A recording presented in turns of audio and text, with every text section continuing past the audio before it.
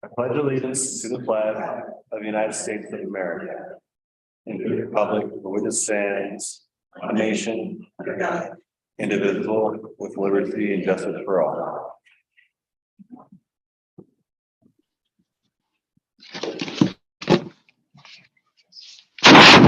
Everyone, welcome to a regular meeting of the Silverton Board of Trustees. It's January 23rd, 2023, and the time is 7 p.m.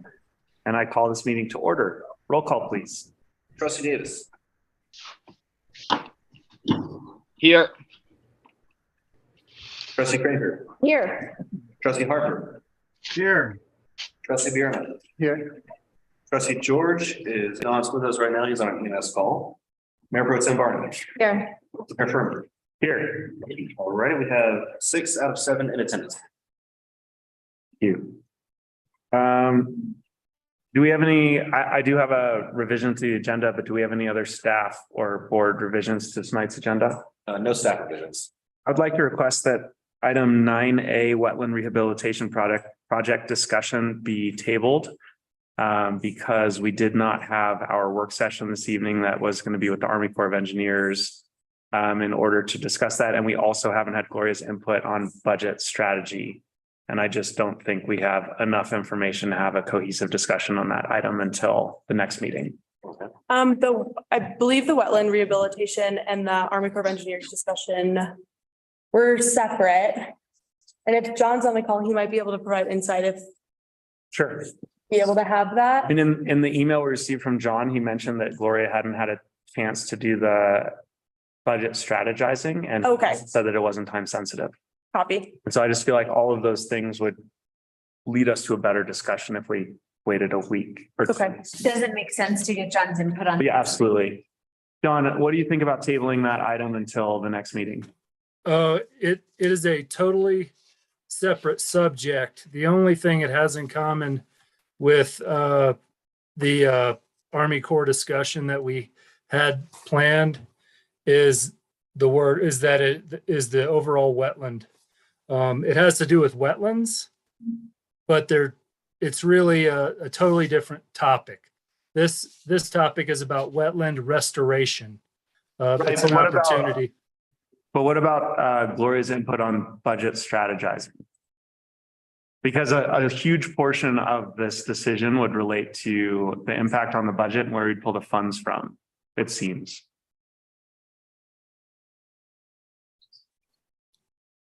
Yep. I think that's, I don't think that we necessarily need to skip this.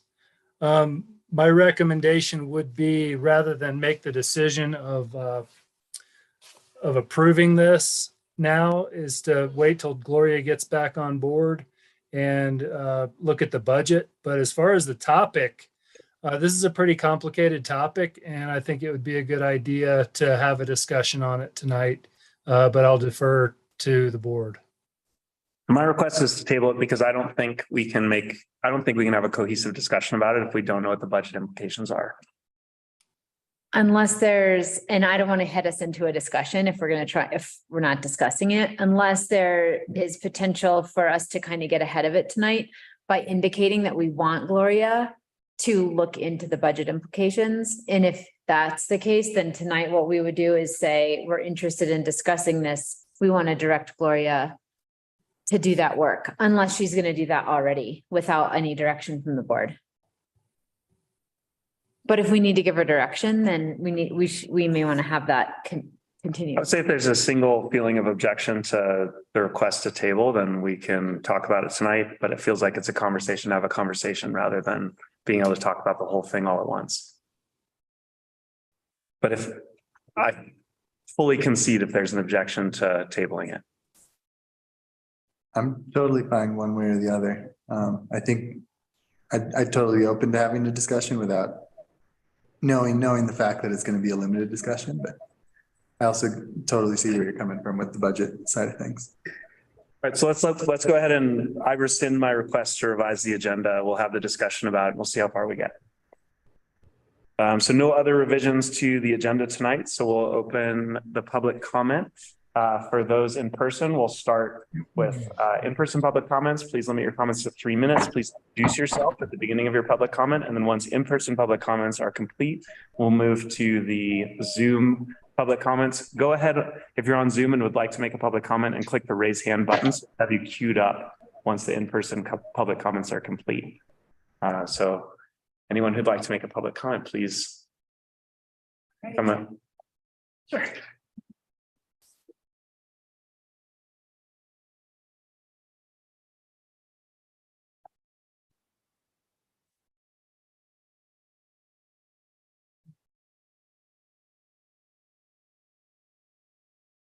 All right, I'm here to address that topic you were just talking about.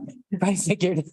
My name is Lisa Merrill. I'm here strictly representing myself and my family only. We live at 331 East 18th Street. About 4 years ago or more, we got involved in the Silverton Lakes Campground wetland discussion as concerned neighbors, watching as fill was being imported nearby. We approached the neighbor, or the owner, excuse me, the Heinbaugh, with our concern, and they were very open to friendly dialogue about ways we could get involved. While we had no interest in getting immersed in politics, we did want to have an actual effect on the ground in the wetland. Together with the help of Army Corps' Carrie Hillage and the former town administrator and attorney, we were able to purchase the impacted fen on the south side of the campground road with the intention of restoration. Thus, while Heinbaughs were on their learning curve with the town, we also were on our learning curve. Land restoration, particularly wetland restoration, as well as wetland preservation, is of great importance to our families. So we were thrilled to finally purchase this little chunk of land devoid of vegetation and impacted by altered hydrology, with dreams of restoration on our minds. If you poked around town and planning commission records, you would find various chapters of our intention, where we worked diligently to create a meaningful restoration project within the footprint of the impacted fen. The last chapter came to the board and the planning commission in March of 2022, requesting abandonment of 250 feet of Animas Street between 19th and 20th Streets in order that we would create contiguous ownership of the project footprint. As you see in maps in your packet, the impacted fen straddles our lots and this portion of Animas Street. The town board asked that we instead work with John Seitz to create a team restoration project. So what is before you now is the product of that request and that teamwork between the town and us, the Merrills, and CDOT, who would be funding the work on our side. CDOT is in need of mitigation credits, and that's how they got involved in the whole picture. We've been working with CDOT since the inception of this entire idea. We hope that the board will see the value in this project and work to support it, understanding that wetland restoration and preservation is on each of our shoulders as individuals and as a community. Thanks for having me tonight. Thank you.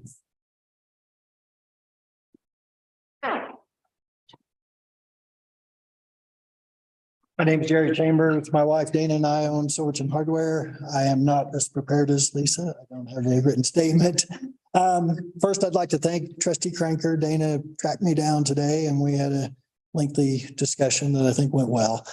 I'm here because of some things that were said during the finance committee meeting. I kind of took issue with, there was a statement made that the business owners aren't paying their fair share of the transfer station fees. I can only speak for our business, but our orders come in large plastic totes that we return on the truck the following week. We produce very little cardboard waste because of that. Our pallets get returned on the truck. So a typical week for the hardware store is 1.5 to 2 bags, probably could be 1, but I'm kind of picky about that. I don't like to see full trash cans. So we go every Wednesday and Saturday. So I guess where I'm going with that is it's not across the board that businesses, I can't speak for restaurants. I don't know. I know, some of these businesses are producing huge amounts of cardboard, everything comes in a box. I can only speak for us. So I guess I would just ask for what your definition of fair is. A typical household of 3 or 4 in Silverton is going to produce much more garbage than what my business does. So I don't think the entire burden of this deficit should be squared on the business. Oh, thanks. Thank you.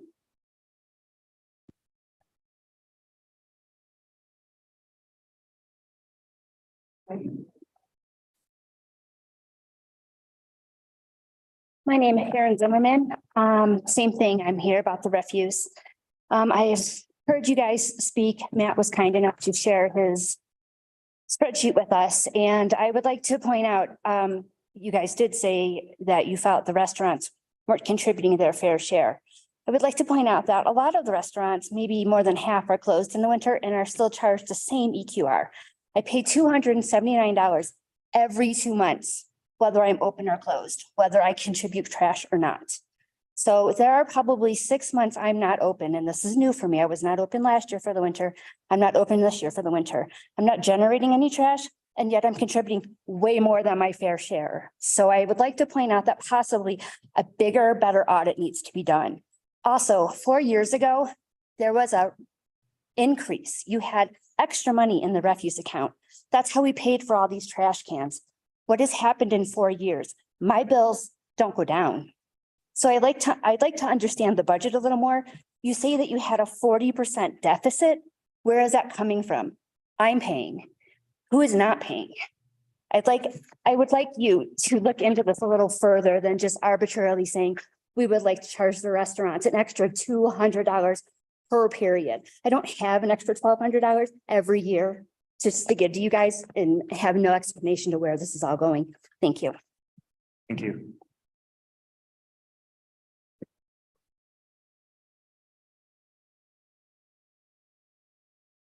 I'm Kelly Freeze. I live here in town. I have a business also.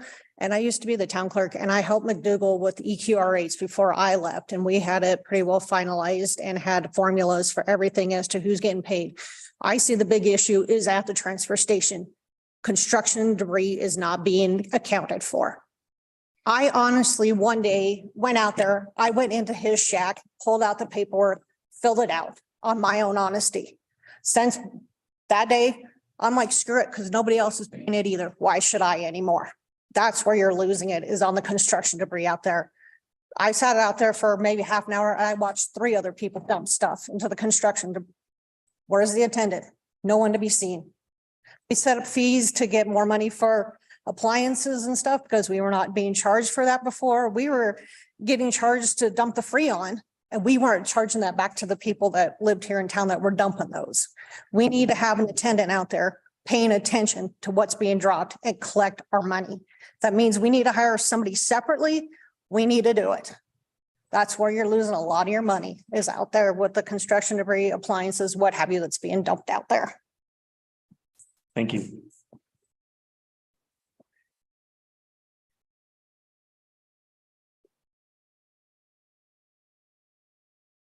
we have any other in-person comments? Just here in support of everybody else. Thank you. I agree.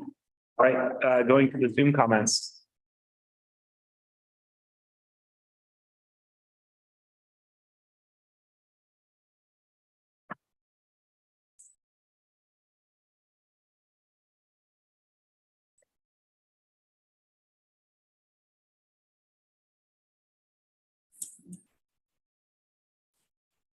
Gilbert, you have the floor.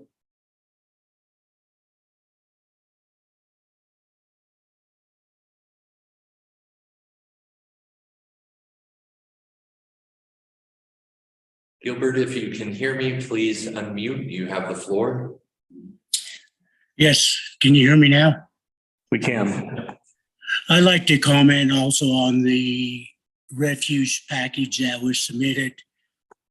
I don't believe anybody should be charged more than what they're being charged now. I think there is a problem with how construction trash is billed. I also believe that there's an issue with who's all paying. I'd like to know how much money these yellow cards have brought in. Is everybody in the Cascade Village and in San Juan County receiving a refuse bill? I don't believe it's happening. And to go along with the paperwork that was submitted, on one side of it, you say that you're $15,000 and some dollars short, comes out to 6.4% loss for the town of Silverton, but yet in the paragraph above it, it says that you're 40%. There's a lot of difference between 40% and 6.4. If you're $15,000 shy with the card distributions that were set out, and if everybody is being built that should be built, then I feel there wouldn't be this issue. We've had approximately 25 houses or more built in Silverton in the last 15, 20 years. And for some reason, our enterprise funds continue to go downward. I think the board needs to realize on the enterprise funds, by law, you have to prove that you work in them areas to draw funds out of it. In the budget, there's footnotes that say the reason for the increase in the funds for administration fees is due to all the pay increases. I don't believe that enterprise funds were ever set up to balance the general fund so that wages can be increased and people could just draw out of the enterprise funds. I think it's a serious matter that not just the refuse, but water and sewer all need to be looked at. And like I said, I believe if you look at the water fund and the sewer fund, they're depleting, and we're going to be in the same situation as we are in the refuse fund. Right now, I believe the board and staff need to seriously look at if everybody, not just in the town of Silverton, but in San Juan County, is paying their fair share for refuse. Thank you for your time. Thank you. We'll express our opinions at the point of the meeting where this is the agenda item, but I do want to clarify that the 15,600 and the 6.4% is the amount of overage we would have if the changes were made, not the current deficit. So for interpreting the table, that two lines was just saying what it would look like if this was implemented and how much overage we would have. So implemented for $200 per period on the restaurants? If the EQR was implemented, that 15,664 would be the surplus budget. And so what would you plan to do with that? Because when That we should talk about later. But I just wanted to, since this was current and relative to that comment, and I didn't want to wait an hour to address that. I just want to make sure that those two notes were clarified. But we'll totally get into all of that at that agenda item. Doesn't look like we have any other public comments at this time. So we'll go ahead and close public comment and move on to presentations and proclamations. And we have item 3A, Vero Fiber presentation.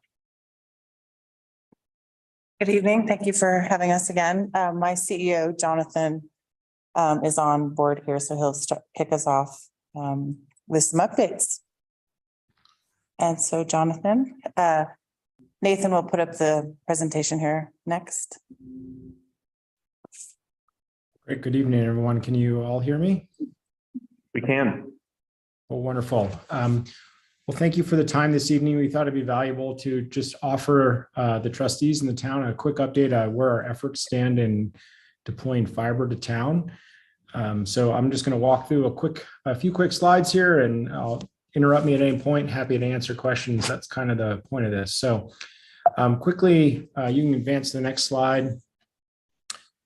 So we gave an update back in September. In that meeting, we shared a few things. One, that we as Vero Broadband, Vero Networks, we acquired Forethought, Brainstorm Internet, which were the legacy cable provider in Silverton at the first of last year. And basically made a pretty quick decision that we wanted to overbuild the legacy cable plant, as we are aware of quite a few historical issues and reliability and just general service quality on that. So we hatched that plan. We started construction midsummer, towards the latter half of the summer, with the plan to bring fiber to the full core of downtown Silverton. Our objective was to complete that core build by November. That's what we shared back in September. In addition, our plan was to retire or decommission that legacy cable plant and convert all of the traditional cable customers onto fiber. And we also shared our desire to kind of work with a broader stakeholder group to bring a redundant middle mile circuit to Silverton, as currently there's only one pathway serving internet to town. So that's what we shared back in September. If you can advance the next slide, I wanted to kind of give an update of where we are today.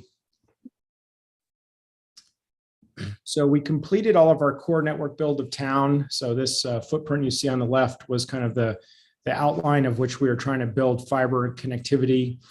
That was all completed in the fall. And basically the core of downtown, so around 550, as we call them, passings or addresses, are able to be served on that. We used our existing pole attachments that we had with the utility and kind of overlaid fiber on that so that we didn't change in the aesthetics. And we've also now completed a full transition of our traditional cable customers onto fiber. We grandfathered everyone's pricing, and then we upgraded people's speed to kind of the fiber speeds that we see today. Basically, our system's enabled to offer up to 1 gigabyte service with both voice and a managed Wi-Fi service available. So basically, I think we can say, for all intents and purposes, we kind of completed what I'll call our initial build out of town. You can advance to the next slide. So just a quick overview, again, from a product offering perspective, this is what we're providing on the residential and business side. So basically plans ranging from 100 megabyte up to a gigabyte speed with the associated pricing. And again, offering both kind of managed Wi-Fi services as well as VoIP or voice over internet services to town. I'm going to advance the slide, please. Here's just a couple of programs that we've been offering. One is there's a federal program called Affordable Connectivity that for any income qualified person offers a $30 monthly subsidy. So we're enrolled in that federal program and can assist any customer that qualifies in getting the credit, the subsidy from the government. And we just take that as a net reduction of their monthly bill. We also have a Vero's Heroes program that offers discounts to anybody in these qualification categories as well. Again, just some of the things that we offer and bring to town. So what's next?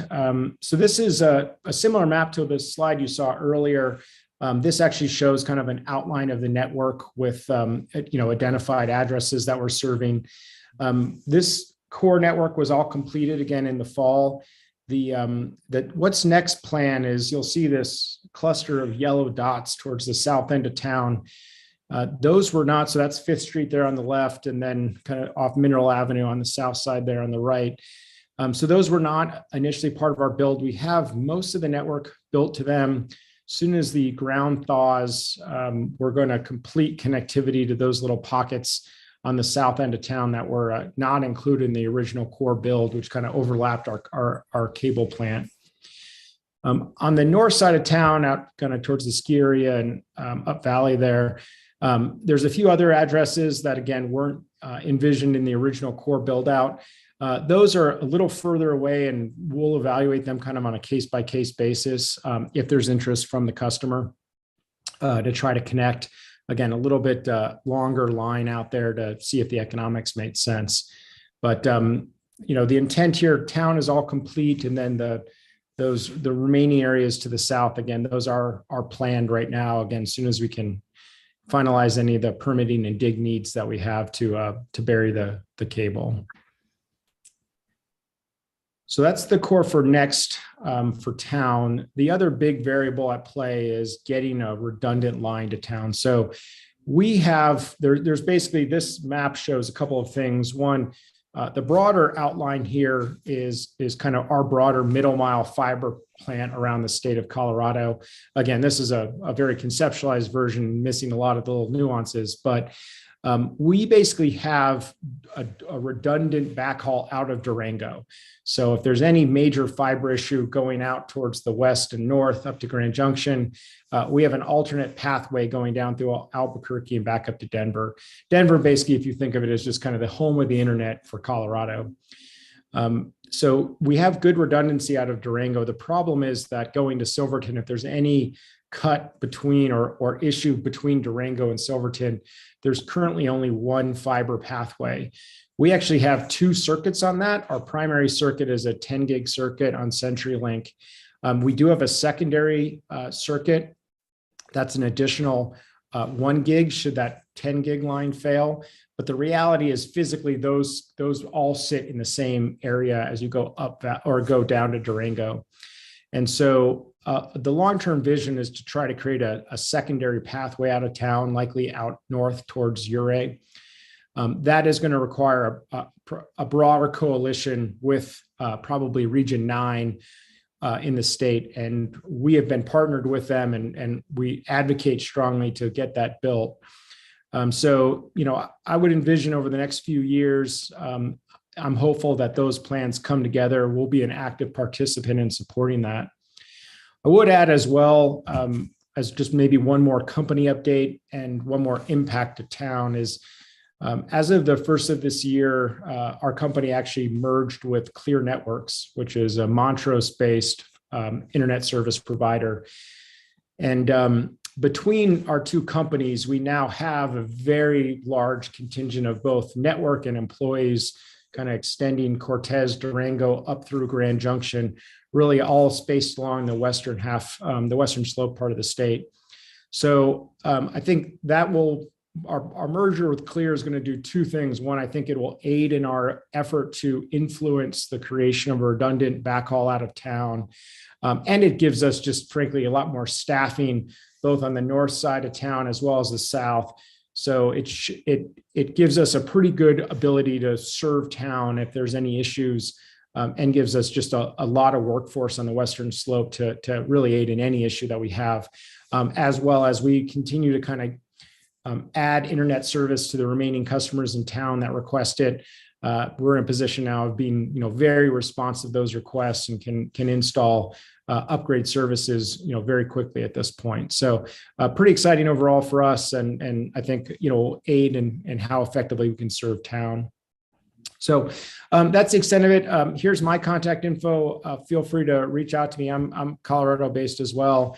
Gretchen, I know she's there in person tonight. Again, both of us are available as needed if there's any issues going forward or if you've got any problems at all.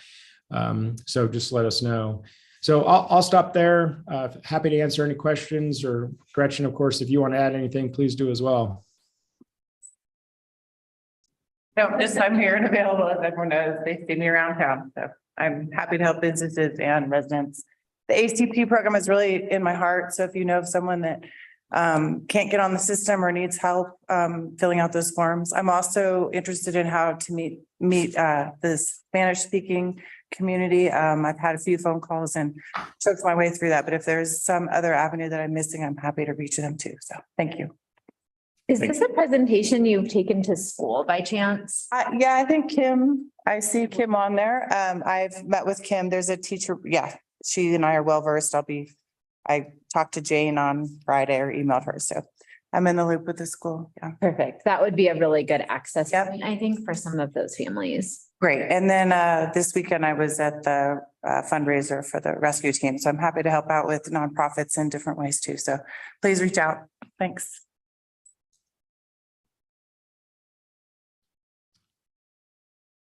Awesome. Thank you. Trustees, any other questions or comments? I just want to thank you guys for coming and giving an update. It was nice to hear kind of where you are. I think, Jonathan, you answered my questions as far as the south side of town with Anvil and where we are with the middle mile. So I think that's all really positive, and I think it's something to celebrate. People have talked about high-speed internet and fiber in Silverton for a very long time, and it's great to see it come to fruition for a lot of households. And there is some live circuits in Anvil apartments, so it's case by case. So please just reach out. Thanks. Well, I appreciate that feedback. I spent a lot of time in rural Colorado and various towns, and it's a huge game changer for towns getting this. So appreciate that feedback. We'll again do our part to complete these final pieces, and then again long-term look to create a better outlet out of town, and hopeful that'll come together here in the next few years. So excited to see that happen as well. And I'll be there for my annual ski trip in a couple of weeks, so can be on the ground and excited for that. More for the skiing than the internet, but that's I can do both. People have said that before. One quick question. So our current providers are Vero, or people can go directly to CenturyLink. And I guess also now some people are doing Starlink that are out on the fringes. Do you know what percentages of the town are covered by Vero versus CenturyLink? So we're at about 25% take right now. We probably have 125 customers out of 550. My assessment is we have a little bit more than 550 addresses lit up, but that's a safe number for us. I think it's closer to 600. I'm looking for that number to go up just because it's a better product, not just because we're good people. But it really is a safe product, and you guys could do some cool things long term, like VPN, different buildings together, and it could be a really neat thing for different parts of your businesses. So I'm going to say 25%. Yeah, I think we're just north of that. I think, getting closer to 30, but again, keep pushing that. And I don't have the insights on Starlink or CenturyLink. I can speak ad nauseum about those two products if you'd like, but I don't have their market share numbers. I can share some customers have had trouble with Starlink in town and are doing both, and I'm happy to try to discount to keep that working so they can go on their trips with Starlink and then have good service in town. CenturyLink, if people are on CenturyLink, I'm giving them 2 free months, free install. Just keep them both and test them when you can, and then drop that CenturyLink. I think we're less expensive than them at this point too. So that's my sales pitch. But residential for 100 meg, it's $60 a month, and then we go up. But I think that's what you need. Thank you very much. Okay, thank you for your time. Thank you. Thank you all very much. Thanks, Jonathan.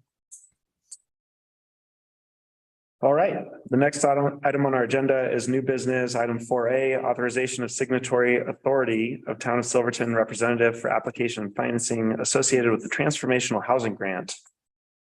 I believe we have Anthony on to talk about that. Yes, can you hear me okay? We can. Okay, so we had talked, I think, in our last meeting about the transformational grant. Gloria and Bevan and Lucy and I had been working on this project for a while. Also, Bill McDougall was involved early on, and when we received the bids, we didn't receive the grant, just to recap, that we had requested initially. And then we were encouraged to go on for this grant. We were able to talk to them on the 10th. We had to have the letter in. We've been encouraged to get our application in, which is due a week from tomorrow. And there's a lot of heavy lifting, if you will. We're working diligently through it. But there's probably 4 dozen different items we need to put together. And then there's these other items that include, we need authorization for authority for the town representative on the application and for financing associated with the transformational housing grant. So we need these items. Also, we're working on a development agreement. I talked to Clay earlier about this, and I sent it to him. I don't know if he's had time with the county, where we need to go on Wednesday and get the county to agree to transfer and provide us a document which shows that we have site control. It was really took a while for me to identify exactly how we could do that without them actually transferring the land directly in the next week.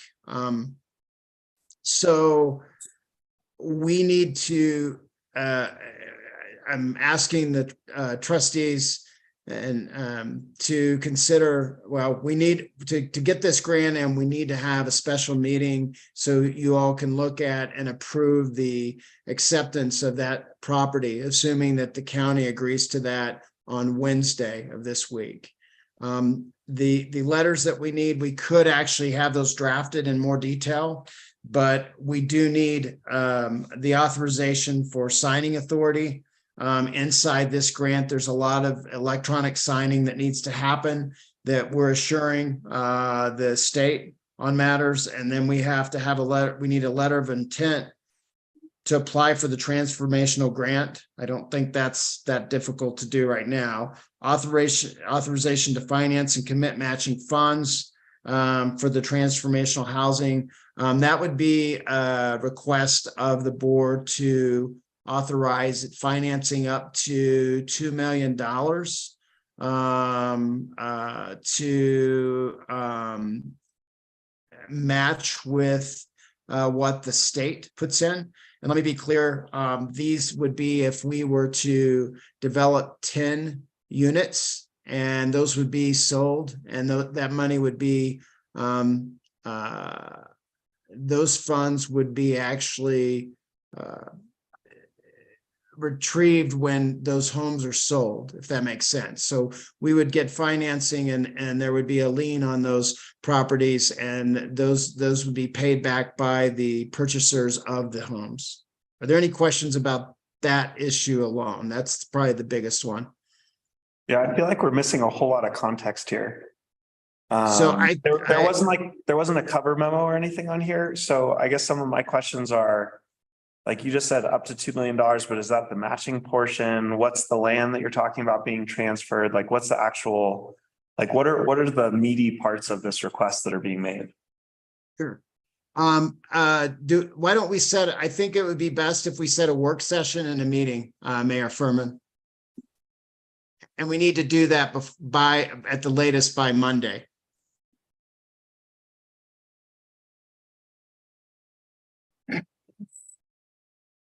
Can you go into some of the detail just right now, or do you not have that available? So a lot of this is being, it's a moving target right now while we're putting all this information together. I mean, the lots, I can tell you where the lots are. Those are at the end of the interior of the Anvil Mountain, and then on the, and then across the street on the east side. So those are 3 lots. They'll be subdivided. They'd be subdivided so we can develop 10 units, ownership units on those lots.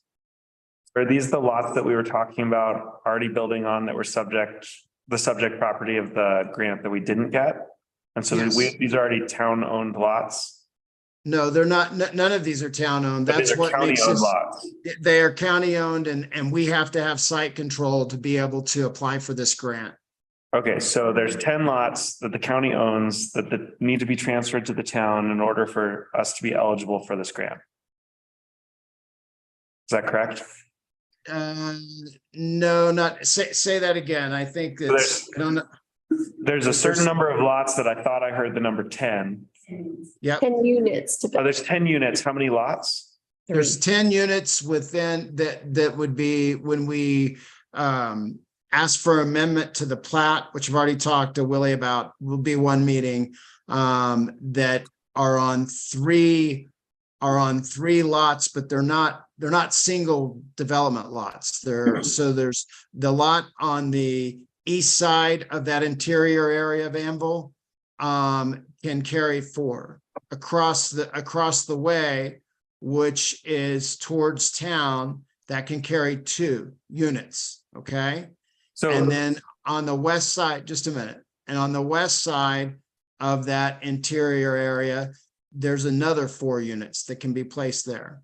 So there's 3 lots that are owned by the county that the development proposal would be to include 10 units on those 3 lots.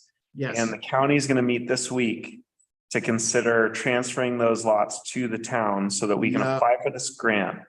They're meeting late on Wednesday. We were working at the end of the day today, and I'll work on it probably more early in the morning for a development agreement that would suffice for the state for site control. They're not going to transfer them directly. There's an agreement that the county's going to work on that'll be at Wednesday's meeting, and potentially what would happen, I can't speak for the county, is that they would agree to work with Dennis to work with Clay, if you provided authority to do so, to come up with an agreement that we would put back in front of you in the next, for a special meeting within the next week. Okay, we're inching forward. I think so. To recap, county owns 3 lots. We would like to put 10 units on it. In order to be eligible for this grant, we need to have site control of those 3 lots. A development agreement is being proposed to the county this week to give that site control to the town. If they say yes, we'll be eligible to apply for the grant. In addition to receiving the county's agreement to this proposed development agreement, we're also going to need the authorization, letter of intent to apply for the transformational grant. We're going to need authorization to finance and commit matching funds, which I'm going to have a bunch of questions about in a second. We're also going to have to get an authorization letter authorizing the town to apply for the grant. Those are the 3 things being asked for. And you'd like to have a work session to go through all those details no later than next Monday. Yeah, Unless we can answer all the questions right now. Sure. And so at the end of this, the county retains the ownership of the lots, but the town manages the development of them? Or does the town ultimately have ownership of the lots? No, if we are to draw down our financing, those lots would go to us if we're to receive the grant and we are authorized for financing, they belong to us at that point. Okay, so how much is the total amount of the grant that would be applied for, and what would be the matching funds requested from the town? Mayor Furman, I'm going to tell you an approximate number. I'm not going to give you an exact number because I'm still receiving numbers from bidding entities, and there's things that the town is committed to already. It's not something that I want to, but I'm going to say that approximately 2.5 million is the grant that we would receive from the state at this time. And what percentage would be matching funds? About, I saw these grants range from 10,000 to 100 million or something crazy, but I didn't see the matching percentage. I thought it was 25%. we have to have at least 25%. We've been encouraged for more. And when you put everything in it, the town would be putting in approximately 47% as of today, right now, at the last numbers I looked at. And does that percentage that you mentioned include the value of the lots? It's not just a cash contribution?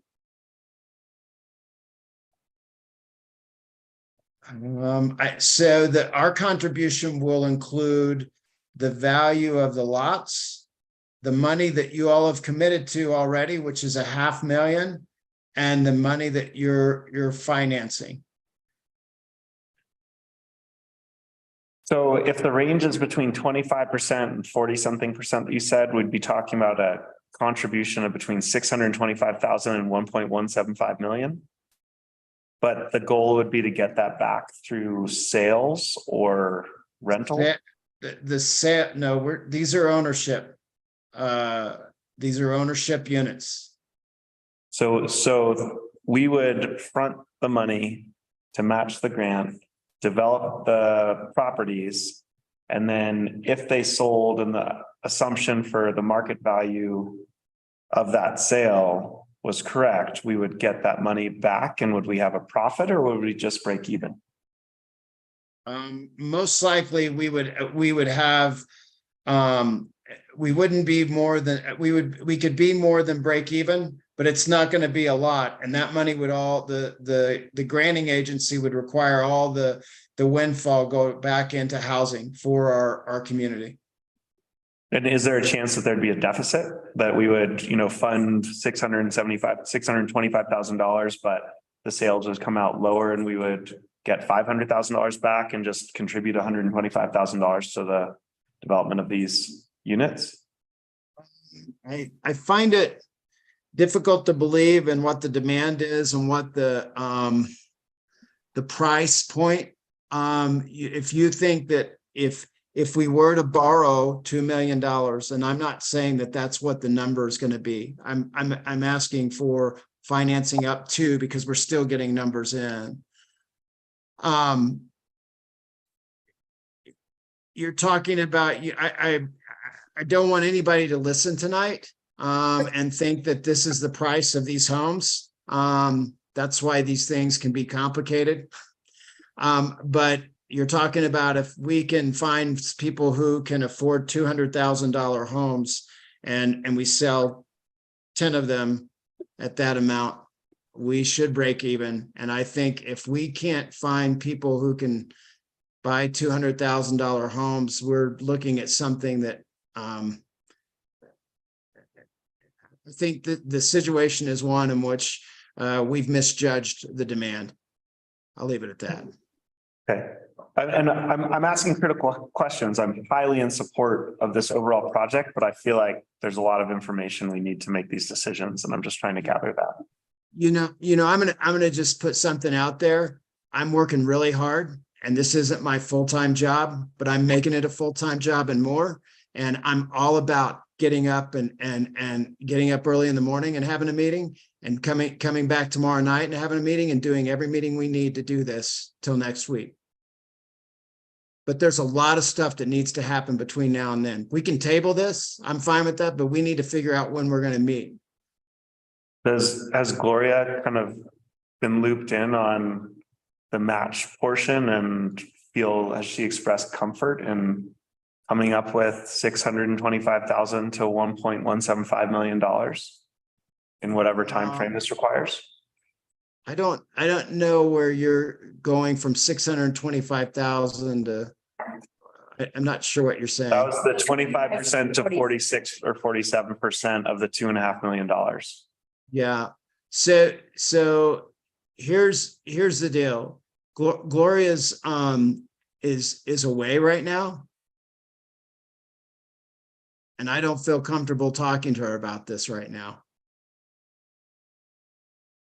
And when's the grant application due? It's due on January 31st at midnight.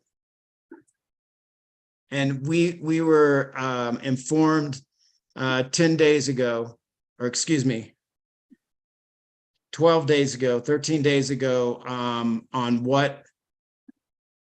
Actually, Lucy, when was our meeting with the state when we went through all that? That was early, I would say about 12 to 14 days ago. And so we went through all that, and then there were a lot more questions, and we've been answering them and putting this stuff together as it speaks. I wouldn't normally do this, except it's been inferred to me that this is, even though they talk about a rolling round, this is going to be the last opportunity. And we just found that out this week. Probably in this.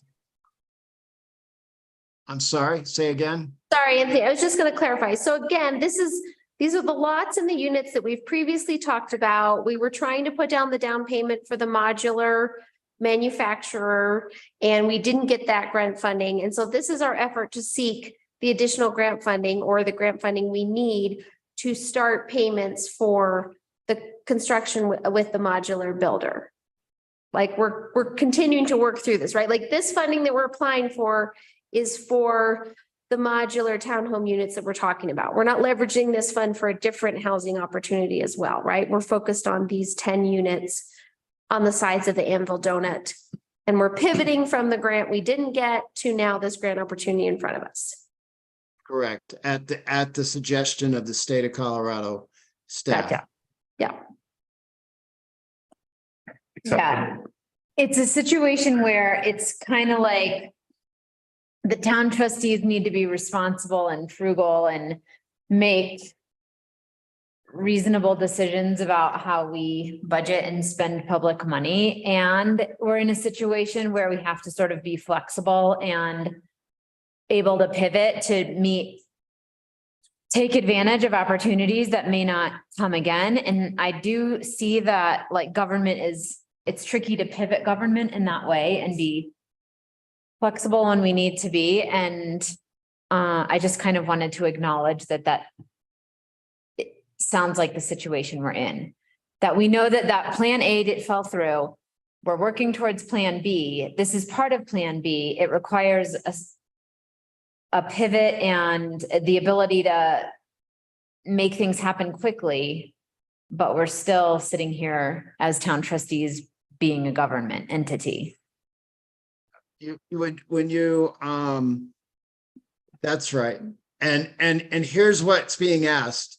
Are you willing to allow us to commit to financing this if we receive this grant and then we decide that we're going to accept it?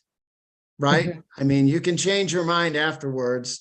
If we're awarded and then we say that the final terms are not okay, you can go back, but you're not going to be able to agree to finance something after July or January 31st.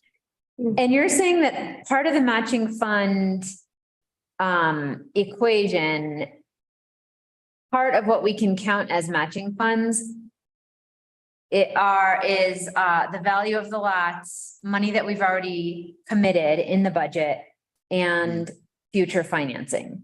So when we talk about that 25% to 47%, it's not, correct me if I'm wrong, let me ask this as a question. That is including value that we've already put towards the project. It's not an additional 25 to 47% on top of what that project has already received from the town.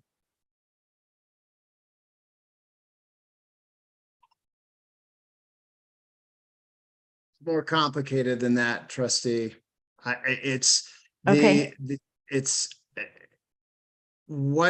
So we're going to be presenting stuff inside this document. And that is that we have these lots that we have from the county if they transfer, right? Yep. And then we will have the value of those lots with the improvements on there, plus the improvements that we've already agreed to put in. That's approximately $500,000. Yeah. Then the grant money that comes in, and then what we're financing. But let's be clear, what we're financing is a construction loan that when people purchase these properties, right? Yeah. Those monies come back to our financing to pay down that note. So something you said a few minutes ago made a world of difference to me in the scope of this discussion, which is that we could authorize the application.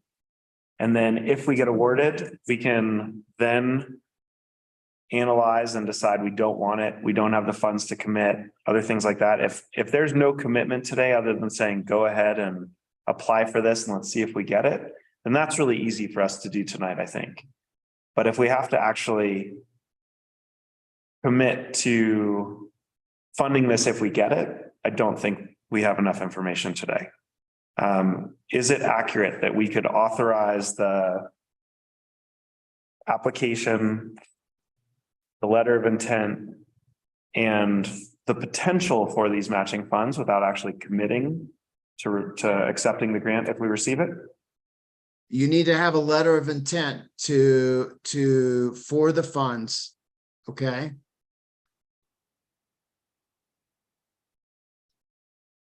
That doesn't answer my question. I think what I'm trying to figure out is what are we on the hook for? What are we committing to? If you accept their grant of $2.5 million or whatever it becomes, okay, you're on the hook for your ratio of the match. But we're not talking about accepting the grant. We're just talking about applying for the grant. Can we apply can we give you authority to apply for the grant? And then if we get it, say, never mind, if we can't afford it? You keep saying if you can't afford it. Let's be clear. We're not using direct funds. We're doing financing funds for construction. We're not in a position to authorize 675 or 625 or 500, even $100,000 tonight. We don't have enough information, but we could say, go ahead and apply for the grant. Let us know what the consequences are going to be. But if we have to commit those funds today, I don't see how we could do that, no matter how much we want this project. And so that's my question is, can we say, go ahead and apply for the grant? Let's find out if we get it. And if we get it, then we can have the conversation of how we. Yeah, we can't apply for the grant if the town doesn't have an intent of financing their part of the match. There has to be a match. Well, I just don't think we're there. I don't like, we got this Colorado Division of Housing memo, but we didn't get a summary of like where the town's at, what the consequences are, what the rates would be if we finance this. Like we have 10% of the information we need to make this decision. And that's really unfortunate. And that's not your fault. I get that this isn't your full-time thing, but like what's in here tonight doesn't give us the ability to make a $500,000 or $1 million decision tonight. Well, and let me interfere here real quick. Whenever you're applying for a grant, and that's all this is at this point, is an application for the grant funding. If there were a match and if you were to be awarded a grant, you'd have the opportunity at that time to reject award of the grant. You don't have to accept the grant. And I think that's what Anthony is trying to explain, is that all he's saying is that you have to have the intent in good faith to, apply for the grant and match it, and possibly match it if you get it. If the terms aren't favorable when you get the grant, the town is within its rights to, reject the offer of the grant. You're not committing that amount of funding or anything close to it by going forward with the application. Awesome. That's what I was trying to clarify. Like if we're not committed to funding this today, we're saying we want to, but we don't know if we can yet because we need more information. We need to know if we get the grant, then that's totally fine. Yeah, there's no way grants aren't forced letter. on.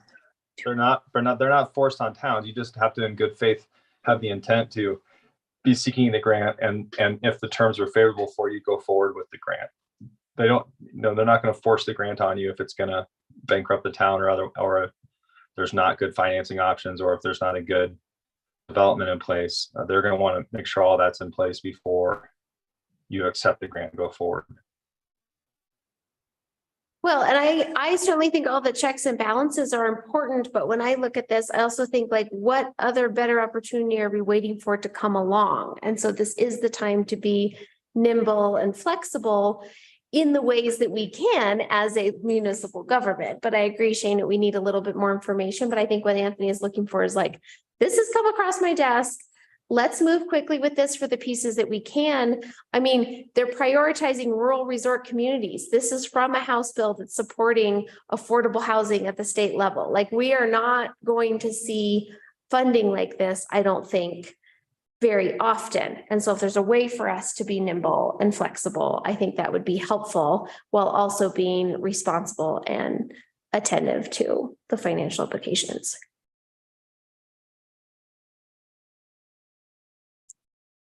Totally agree.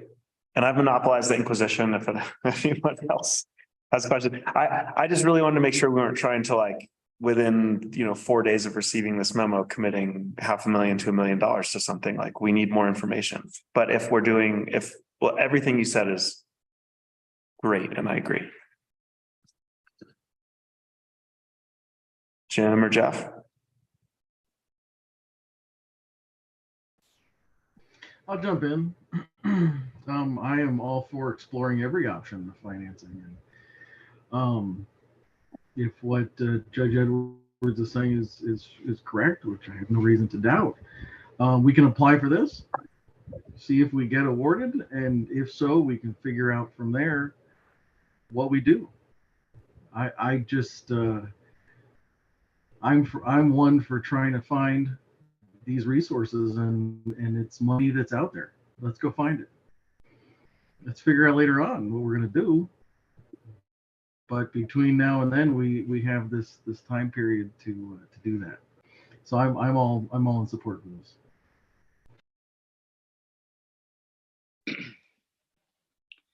Anthony, I feel like in Shane's question of if we're awarded the grant and we decide that we don't want to proceed to go forward with it, that you're as blunt as Clay was just to say that we don't have to accept it if we don't feel like we can meet our end of the bargain. Was I misinterpreting that, or is it just that that's, obviously that's not the direction we want to go. We don't want to pursue it if we don't have the intention of moving forward with it. I I feel the same way everyone else does, and definitely want to go forward and applying for the grant, as long as we're not putting ourselves on the hook for something right now with as not enough information to make such a large financial decision. Yeah, what you're saying is what is needed right now is that you intend to apply for financing up to $2 million to match the other and move forward and support this project. When the grant terms come back to you and when we see what that looks like when they do come back, as far as getting the construction financing, what you're saying is you're going to look at that because you're required to by law, because you represent the people, to see if this is a deal that you think is in the best interest of the community. I'm not really comfortable talking about we can intend to do it and then we can always pull out publicly because this is all recorded, and I want the Department of Housing to understand that we're as serious as we say we are. So I appreciate that Clay said what he said, but I don't want us to say, well, let's go see what happens. I want us to have the intent to do this and try to make it work. I think that's what is being said here. That we're a small town, they know that, but let's go ahead and let's move forward. And if it doesn't look okay, when the time is to sign on the dotted line, then we'll have to cross that bridge then. And I'll echo that we are serious about this, and this is something that is important to our town, and we support what you are doing. And thank you for the clarification on that one. Yeah, I'm not questioning anybody's sincerity and supporting housing. It makes me a little uncomfortable when we're talking about, well, we can do this, and then if we decide later, that doesn't sit well, maybe with somebody if they don't understand our situation. That's all I want to convey to the trustees and the mayor. But I think to clarify our situation, like we all want to find funding for this housing development. We all want to see this housing development, but Gloria, our town administrator, who's our like kind of finance person who provides us with direction and tells us what we can and can't afford, isn't available to weigh in on this conversation or provide us with any context. So it's very difficult for the trustees to say, we can commit to a $2 million or up to $2 million financing without Gloria saying, yeah, that works with our budget. And so that's why we're hedging right now, because that's a essential piece of information for us to commit to moving forward with accepting the grant. So I think we can all say we have the intent to want the grant and to move forward with the development, but I don't think any of us can say with confidence that we can accept this grant until Gloria says, yes, this works for the town of Silverton, because none of us have sufficient information to make that decision. So Gloria is unavailable right now. So we're going to make some, we're going to need to make some executive decisions, right? I disagree. I'm sorry, Anthony, but I disagree. If Gloria is not available by the time we would have to make the decision to accept the grant, we would have to reject the grant. That's just a fact. Mayor, I appreciate you talking about time to accept, but that's not what I'm referring to. So I'm going to finish. The grant, what has to happen before January 31st, okay, is that we need the town to authorize signatory authority of the town representative for applying for the financing associated with the transformational housing grant. That's number one. Number two, we need authorization of letter of intent to apply for the transformational grant. Number three, we need authorization to finance and commit matching funds for transformational housing grant. And number four, the authorization letter authorizing town of Silverton to apply. No, that's three. Okay. Four. I feel like Clay said one thing and you're saying something different.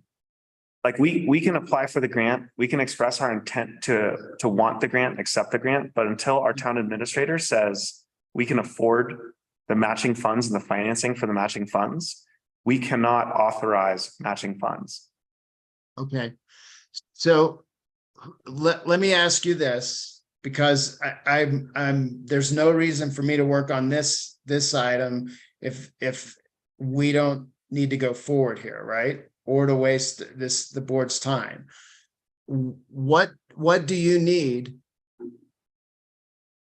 to provide the authorizations? Do we want to have a new meeting like I suggested earlier after we have everything? I'm not sure we can have a meeting quick enough to get to what Shane's asking for. And when I say we can't do that, that's a fact. I apologize. Like, I can't vote yes on something until Gloria says we can afford this, or someone who's authorized by, like Matt can say, we've looked at the budget. I understand the budget. The town can afford a $2 million financing based on current interest rates and whatever else happens. Like, we don't have the information to authorize matching funds today. Everything that Clay said sounded great. Like, we could say, yes, apply for the grant. We have the intent to accept the grant, subject to or conditioned on our town staff telling us that this works.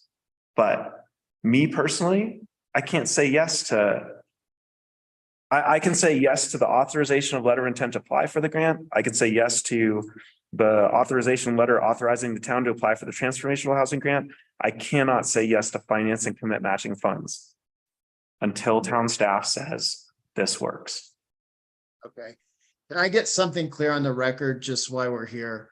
Mainly for the public. We're asking for financing, not for direct pay from the town budget. We're asking for a lease purchase financing.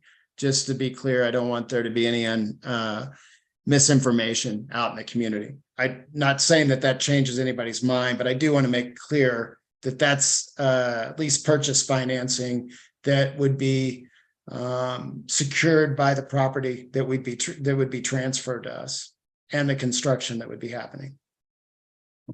Right, but in layman terms, you want us to commit to funding up to $2 million finance towards this project.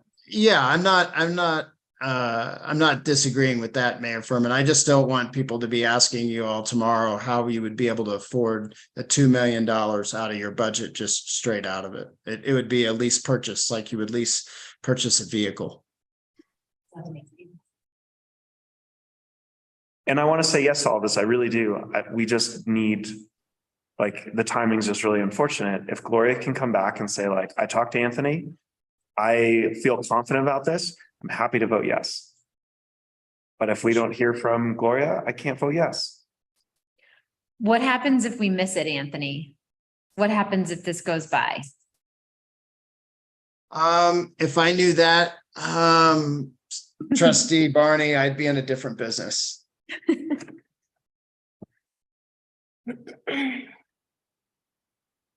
Are there other funding opportunities that are on your radar, or is this what's out there? This is what the state suggested. Yeah, okay.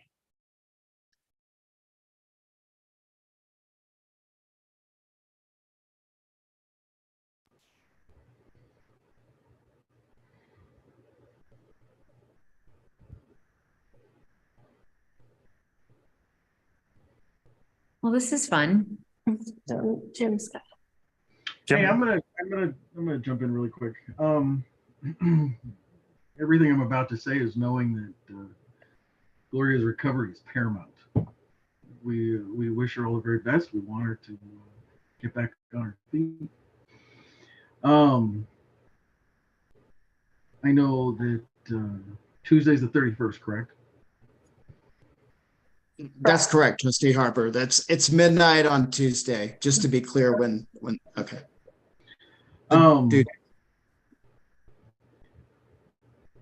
Is there a way for this board to have a discussion with Gloria involved between now and then? I don't know. I agree with Shane that Gloria needs to be here, or she needs to weigh in some part of this discussion. But we can go back and forth all night long. But unless we have a consensus of whether we're going to vote on this or not, or whether we're going to table this or not, I say we table it and move on. there's nothing we can do tonight if we're not in consensus, number one. And number two, if we're not in consensus, I hate pounding the judge like this. There's nothing, we know what he needs. We know what we need. And let's see what we can do within the next 10 days.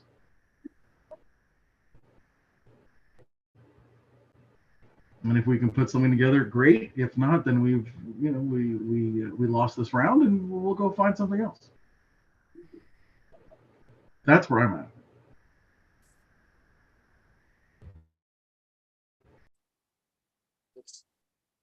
Thanks, Trustee Harper.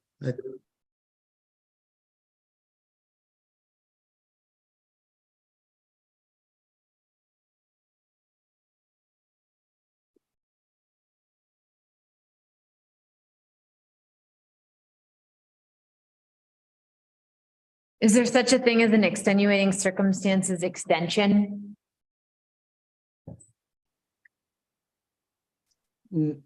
So let me, Just trying to tease it out. yeah, I really wish we were in the same room and we were in executive session right now. It would make it a lot easier. But here's the situation. This is what's been inferred to me. That the demand in this state is so high, there isn't going to be, even though it's rolling, it would not be wise of us to continue to go on. If I actually did not want to do what I just did, which was present this to you in a moving target right now, but I was told that we probably ought to get this in because the demand in the state is so high. The money that's involved here, well, it's a lot of money. I'm talking about how much is in the grant. It doesn't even come close to the need. So could something come tomorrow? Sure. And if I thought that was likely, we wouldn't be here right now. This isn't the way I like to do business, frankly. I feel like the bad guy. If we were talking about private money and a private deal and we were willing to, Hedge a little. take some extra risk, then I'd be all for it. But that's not the situation. We don't have the information necessary to make the decisions that you're asking us to make, I don't think. My request would be that we table this and that we ask for staff to give us more information about the financing. And it sounds like it's possible that staff can be in contact with Gloria between now and the 30th, which is a week from today, which is still 24 hours before the deadline, and that we can receive more information on the 30th about our open questions so that we can say with confidence whether or not we can approve the matching funds. I think So too. my request would be that we table this until the 30th. Is there any point in adding in, at least having the work on drafting the letter of support or letter of intent to start there? And to me, it seems like it also needs a commitment. If we're going to table this, it needs a commitment from the trustees that we could be available for a special meeting on Monday, the 30th. Or anytime before Or that, anytime before. as soon as we receive the contact with Gloria. 30th. Okay.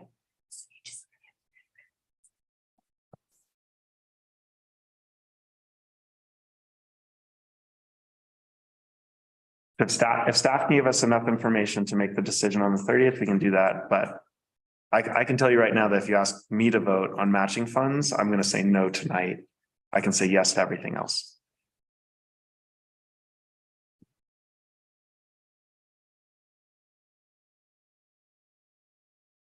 Does anyone have a better idea? No, I think that sounds good. And I'm kind of sitting over here quiet, but I'm kind of in the same conundrum of not feeling like I have the two endpoints. I don't have the parameters to make that last bit of decision making. And I think even like some rough parameters would help. I mean, I think we could go ahead and vote yes to two of the items on our agenda and just table the matching funds portion to the 30th so that everything can be prepped and ready to go. And all you need is the final sign off to say, we're good with matching funds. Yeah, I'm totally okay. I think we should do that. And that also maybe shows the Department of Housing that we're serious and that we really just need a little more information. Does that sound like something you're comfortable with, Anthony? Yes, I am, Mayor Furman and trustees. It will, help facilitate, the town attorney, the county attorney, Willie, Lucy, and Bevan, who will all be working on this and have to varying degrees over the next week. There's no reason to pay for all of that and invest all that if we're not trying to work towards a resolution in this matter. So yes, it does. Okay, so we would be looking for a motion to approve new business items for A, B, and D on the agenda while tabling 4C. I just want to make sure with staff that staff is clear on what additional information trustees are looking for. Because it's not helpful. I mean, obviously we would like input from Gloria on the budget and on the financing costs. I think for me, and I know Anthony, you've said it's a moving target, maybe just a little bit more clarity around what you think our specific grant ask would be. Is it back to the original amount that we weren't awarded for before? And that's easy to just say, but thinking about the parameters that Jordan's talking about, like, so information for me that I'm missing is the financing cost and the implications to our budget, what the grant request is going to be. I mean, I think I have a pretty good understanding of what the project is, but just what the actual funding request that the town of Silverton would be making in this grant. And then a rough estimate of what we think our matching value would be when we account for the land costs, the infrastructure costs, and then any additional cash that we've already appropriated or financing. Is that? And yeah, Trustee Cranker, I'm going to give you more information than you can imagine by the time you get to next Monday. That information is being gathered and coming in and changing on an hourly basis right now. That's why I don't like to say it. That's just the nature of what we're working with. Yeah. Thank you. Did any trustees have any other information that we're looking for? I'd just like to know an estimation of like if there's the possibility of framework around whether or not this matching financing becomes subsidy by the town, or if we have confidence in getting our money back or making a small amount of money, even if it gets recommitted to housing. I'd just like to know what the chances are that, we finance some dollar amount and that the town ends up pulling out of its budget some portion of that dollar amount rather than getting it all back from the sales. So I don't know that I'll be able to put together an analysis while I'm putting together this grant. I'm working with the attorneys and everybody else over the next week. On that, I think it really goes back to you think that we can sell 1,500 square foot or higher square foot dwelling units for $200,000 or more. So I think that would just be like a simple Excel sheet saying like, if we sell X units for X dollar amount, our assumption of what the financing costs will be, will get reimbursed to the town. If that doesn't happen, then we wouldn't get it back, or we wouldn't get all of it back. I think that's all it is showing like our base cases for how many units we have to sell at what price based on our assumed financing cost for the matching funds only. You don't have to come up with the likelihood of whether or not we can sell it for that price or how many units we sell. I think we just need to see on paper what it takes to get our money back. Which also requires us to know an estimate of what the financing costs will be. And right now, who knows, like, is the town eligible for 4% loans right now? Or are we like everybody else, we're going to get 9 to 11% loans? And I'm talking about interest rates. I believe that we would receive really good interest rates. I can't weigh in on that because that's not the part of this that I was working on before. I can go and try to, there's just not the time for me to go work on that right now. We need to talk to the person who's been working on it, who is not available right now. Sure. Well, hopefully we can just have a little bit more information about that by Monday. But that's my request, is that we have some type of understanding of like what we think the range of interest rates might be and how many units we have to sell at what price to get our money back. And then it's up to us to like, we'll be on the hook for making a good or bad decision with that information. You don't have to estimate whether or not that's a good or bad decision. That's on us. As long as we have a decision by Monday night. Okay. Any other direction needed on what we would need by Monday? Okay, would someone like to make a motion to approve? I don't know how specific we want to be, but items A, B, and D, for A, B, and D on our agenda while tabling 4C. And isn't D a repeat of B? It seems like it. Yeah. So I think it's just A.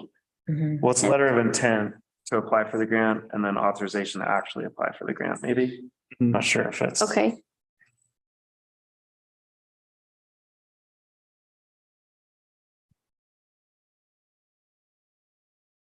Do we need to read them or can I just make a motion to approve agenda items for? Really up to Matt in terms of if you think it's sufficiently clear.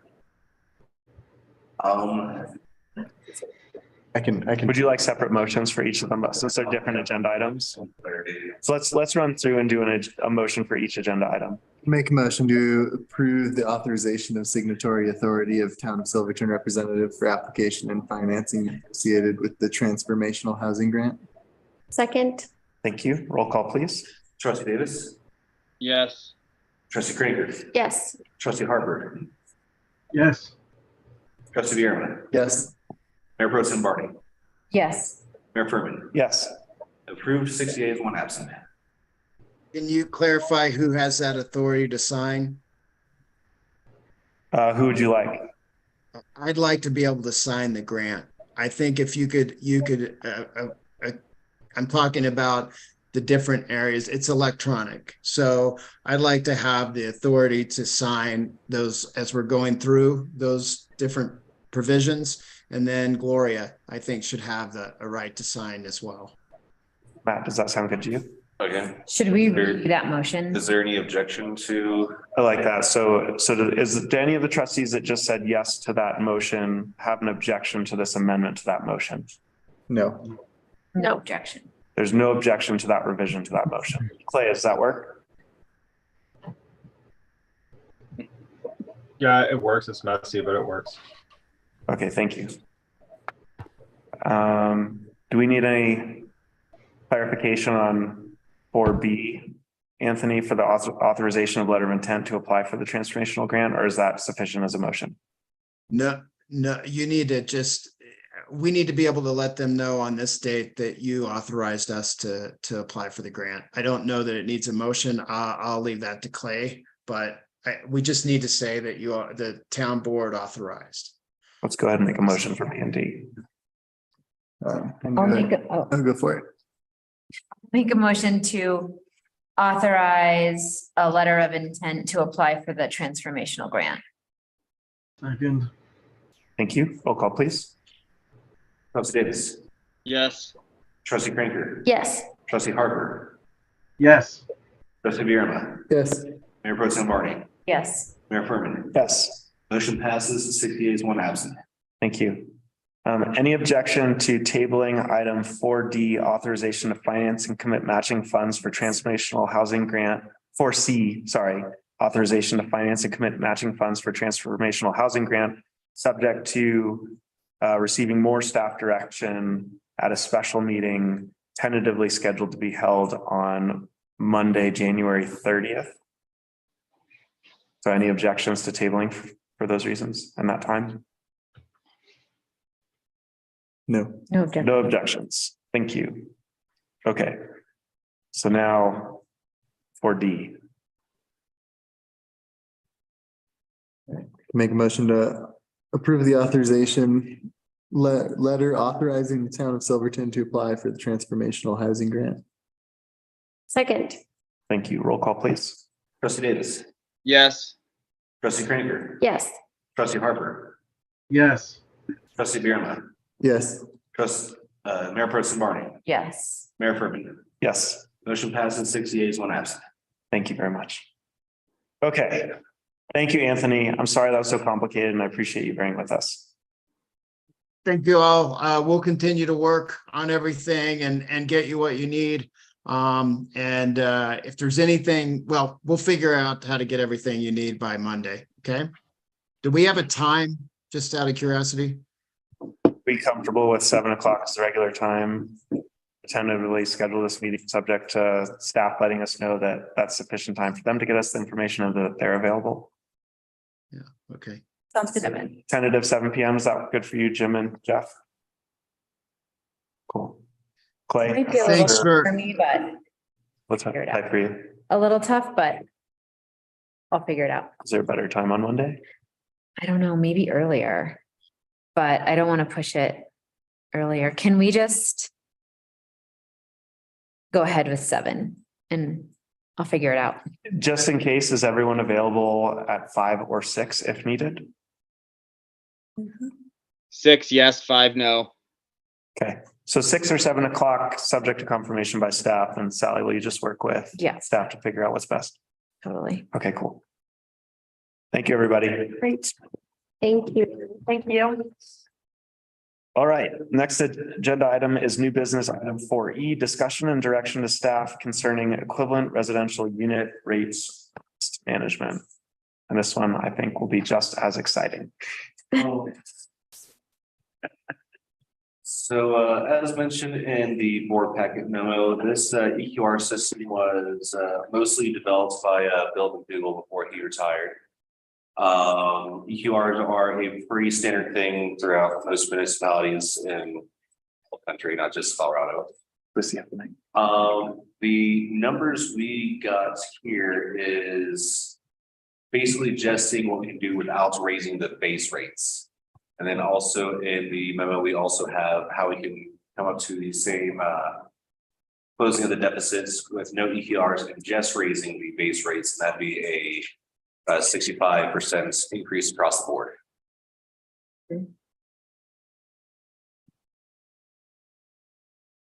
Mostly what we're looking for tonight is,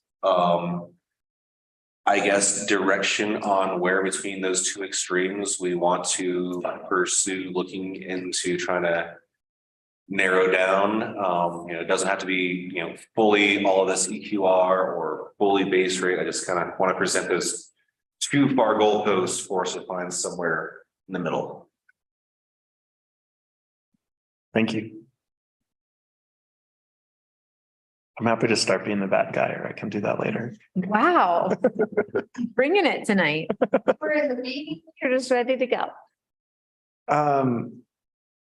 The way I see this is there's 67 businesses listed on this sheet that are being asked to shoulder $106,000 increase to the cost of our waste management, which in my opinion, I think the Bruin staff in Silverton are doing a tremendous job. But I think Bruin overall offers a very substandard service for the amount that the town of Silverton and its residents pay for waste management. We pay more per capita and per business than Durango, for example, which is a much, much higher quality service. We get hand-me-down dumpsters that look terrible, that do not keep the bears out. We have a truck that functions, but looks like it's maybe 20 years past its prime. And we have 2 days of availability to bring our own trash to the transfer station, and we pay for that. In addition, the memo says one of the underlying assumptions for why businesses might be responsible for an increased cost is that the amount that they're paying for their dumpsters is just for the dumpster rental and gas and time to pick up the dumpster. But the amount that I know the businesses that I'm connected to pays is far greater than you could possibly justify to rent a beat up, dilapidated dumpster and to get 2 pickups a week, where you're driving less than a mile in each direction. There's no way that that's the cost that Bruin's incurring. There's a huge margin in there that is either profit, if they're not saying it pays for trash, or it's a portion of the trash.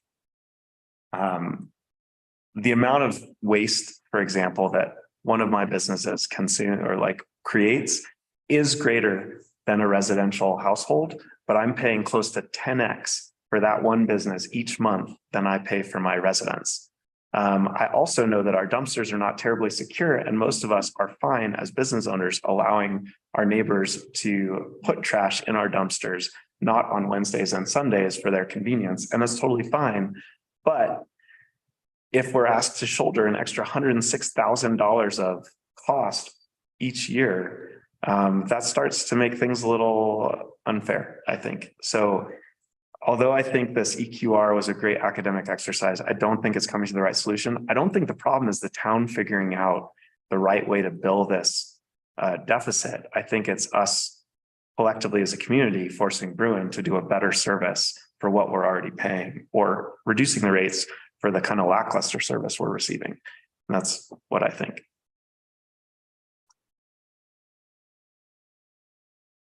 I kind of wanted to zoom it out a little from there. I'm just wondering if this exercise is the goal of the exercise to address the deficit in the account and say, you know, that the town is having to subsidize a certain amount.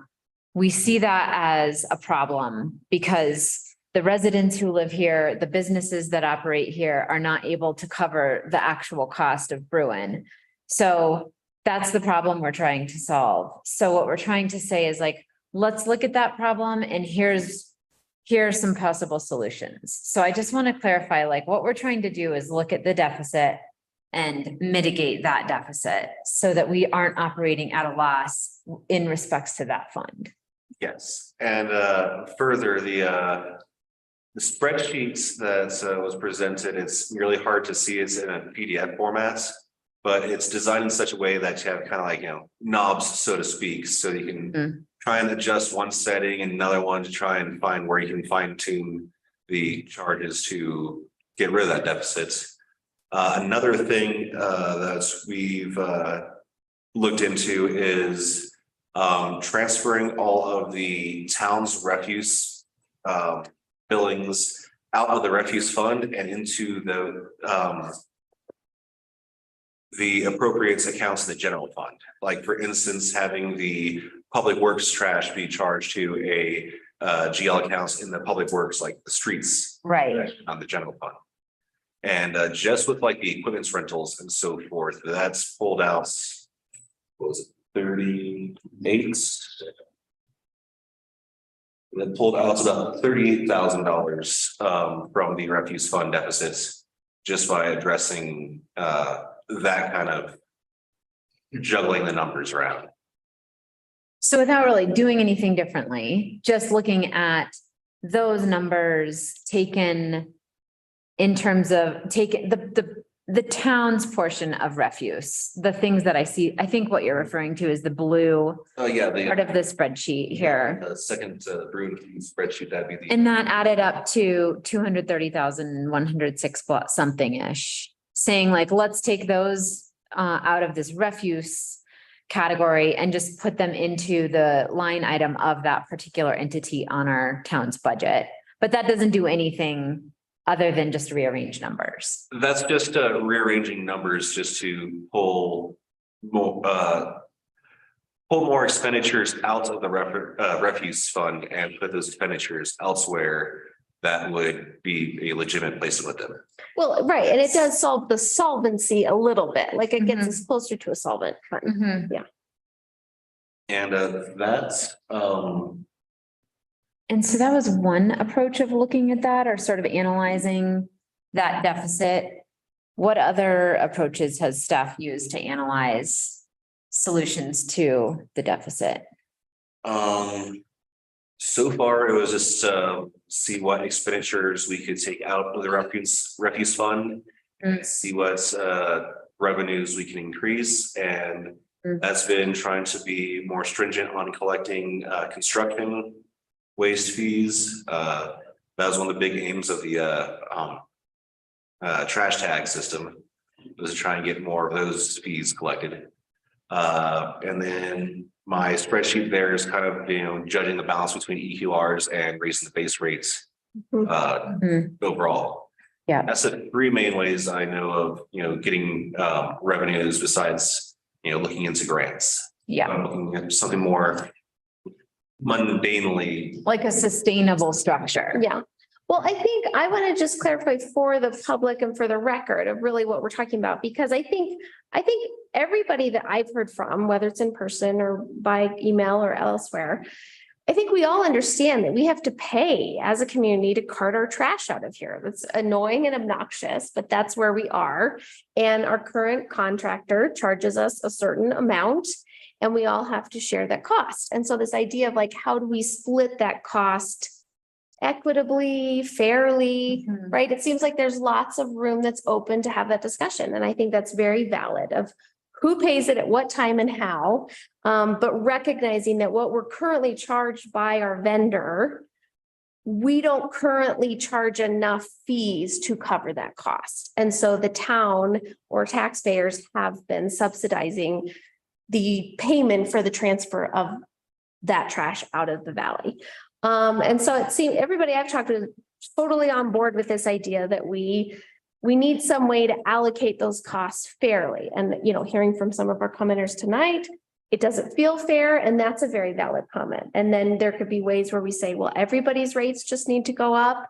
And I've heard a lot from folks that, finding ways to pay the fair share. And it's that distinction of like, well, what is the fair share, right? It makes sense that if you generate more trash that has to be driven out of the valley, you pay more, but trying to figure out. And so I appreciate what staff have done to try to get us there. And it seems like we're still working on improvements at the margin, right? And I know a lot of work has been put into this.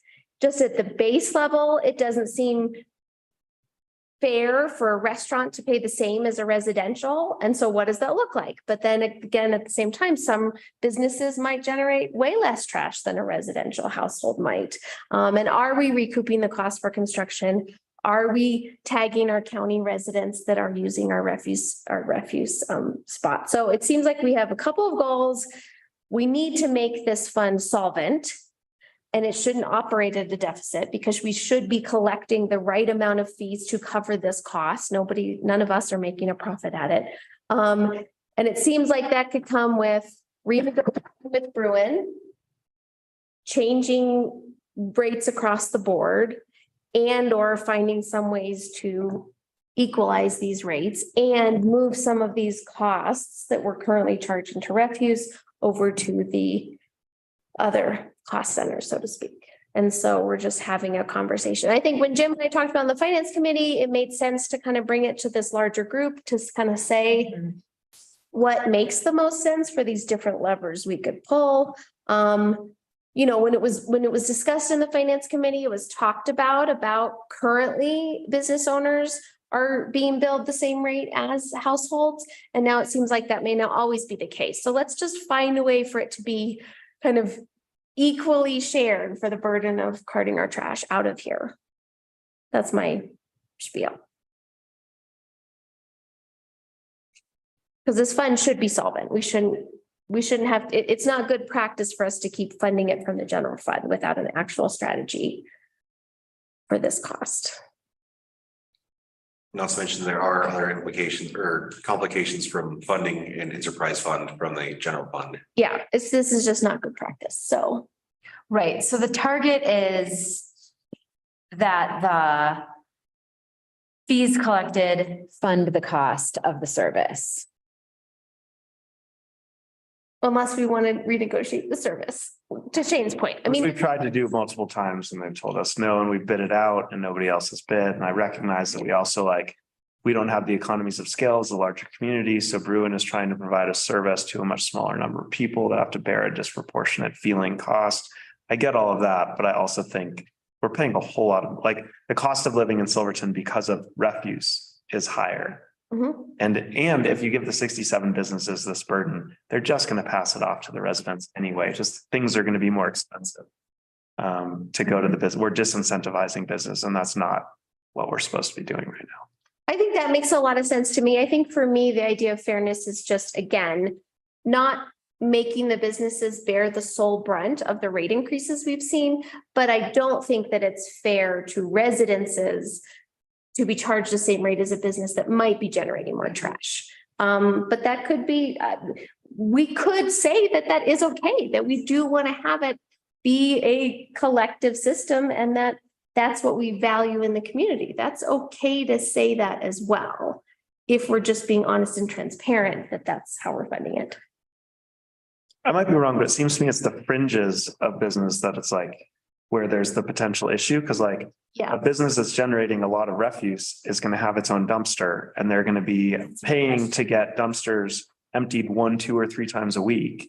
And so they're already paying quite a bit more. It's maybe the like tiny business that's producing a little bit more trash than a residence that doesn't have its own dumpster that we're talking about. But then that's such a small number of businesses that it seems nominal. Yeah, that was exactly my question, is how these dumpsters kind of factor into the whole increase for businesses, because I guess the more I looked at the memo and the spreadsheet, the more confused I got in a way. Like, if a business is generating enough trash that their rates would then be increased, they probably have a dumpster and they're paying for their dumpster rental and they're paying for their dumpster to be emptied. Am I correct? This is not all. But they do not pay for the contents of the dumpster to be transported out. Right. It's what's in the dumpster. The dumpster fees are the fees to empty the dumpster and take that to the transfer station. Not paying for the fees to take the refuse from the transfer station to wherever out of the valley I'll go. Nucala, actually. Right. So like the business pays the same monthly bill for refuse that a household does to the town of Silverton. Right. The additional payment. Bruin, they pay like a dumpster. Yeah, like just like a private citizen can get a deal with Bruins who have JC like put down one of those big rolly things and pick that up every week. So it's a person can't subscribe to that. It's $318 to have a 3-yard dumpster emptied 2 times a week by Bruin. And so according to Bruin, you're only paying for the service of having the dumpster and emptying it, not for the trash that's in it. Until I heard that in this memo, my assumption was they're assuming you're filling up the dumpster entirely. Yeah, every time it's 2 times a week, and that's being priced into this $318 cost. But then they're charging it when it's full at the transfer station to drive it down the hill. And that's. But whether or not you have one trash bag in the dumpster or an entirely full dumpster, you're still spending $318 a month on top of your town of Silverton bill. Right, I get that. And to some of the comments earlier tonight, there's businesses that are paying the town of Silverton bill for, 7 months a year that they're not even open. And you can stop your Bruin dumpster payments and you're only paying for those when you have trash. But it's like, I feel like everybody's still paying a proportionate amount for the trash, whether it's a business or a citizen currently. Well, so what's your proposal for making the fund solvent? Make the entirety of the 605 people pay the extra $120 a year that it would cost to make this 105 deficit balance rather than charging. Increase for everybody. Rather than just charging the 67 businesses an extra $1,600 a year. Right. Is there also an effort we can do to make sure that the equal, that there is, that again, for some of the businesses that are generating more, is your argument that the base rate should just be the same for everybody and the business rate really is what's being paid for the dumpster? Yeah, like if your business produces enough trash so you need a dumpster, the price for that extra trash should be priced into the dumpster. Right, but what if it isn't currently? Then that's Bruin's mess up. That's not the town of Silverton's mess up or the residents mess up. Like, how do we renegotiate if they have a monopoly and we don't have any other company that will service us? That's like an idealistic world of saying, well, great, it'd be great if we could get somebody to do it for less money, but if that's not an option, we're stuck. I'll throw out a pipe dream I've thrown out before when he had compost people pull up here, but there's grant programs out there if the town of Silverton wants to take a bigger role in our own refuse development in the future. In that, like, there's grant programs like between composting and other like local recycling programs to divert waste. We don't have to truck so much stuff out of the valley. I mean, if we're paying $50,000 a year anyway, that's a pretty sizable chunk of change to invest in something like that. And to not have gas carting it down. Especially if we're not gonna have anyone else give us any better prices, and Bruin's not gonna budge on their prices. And they've raised the rates on us multiple times and we have not raised the rate, the base residential rate.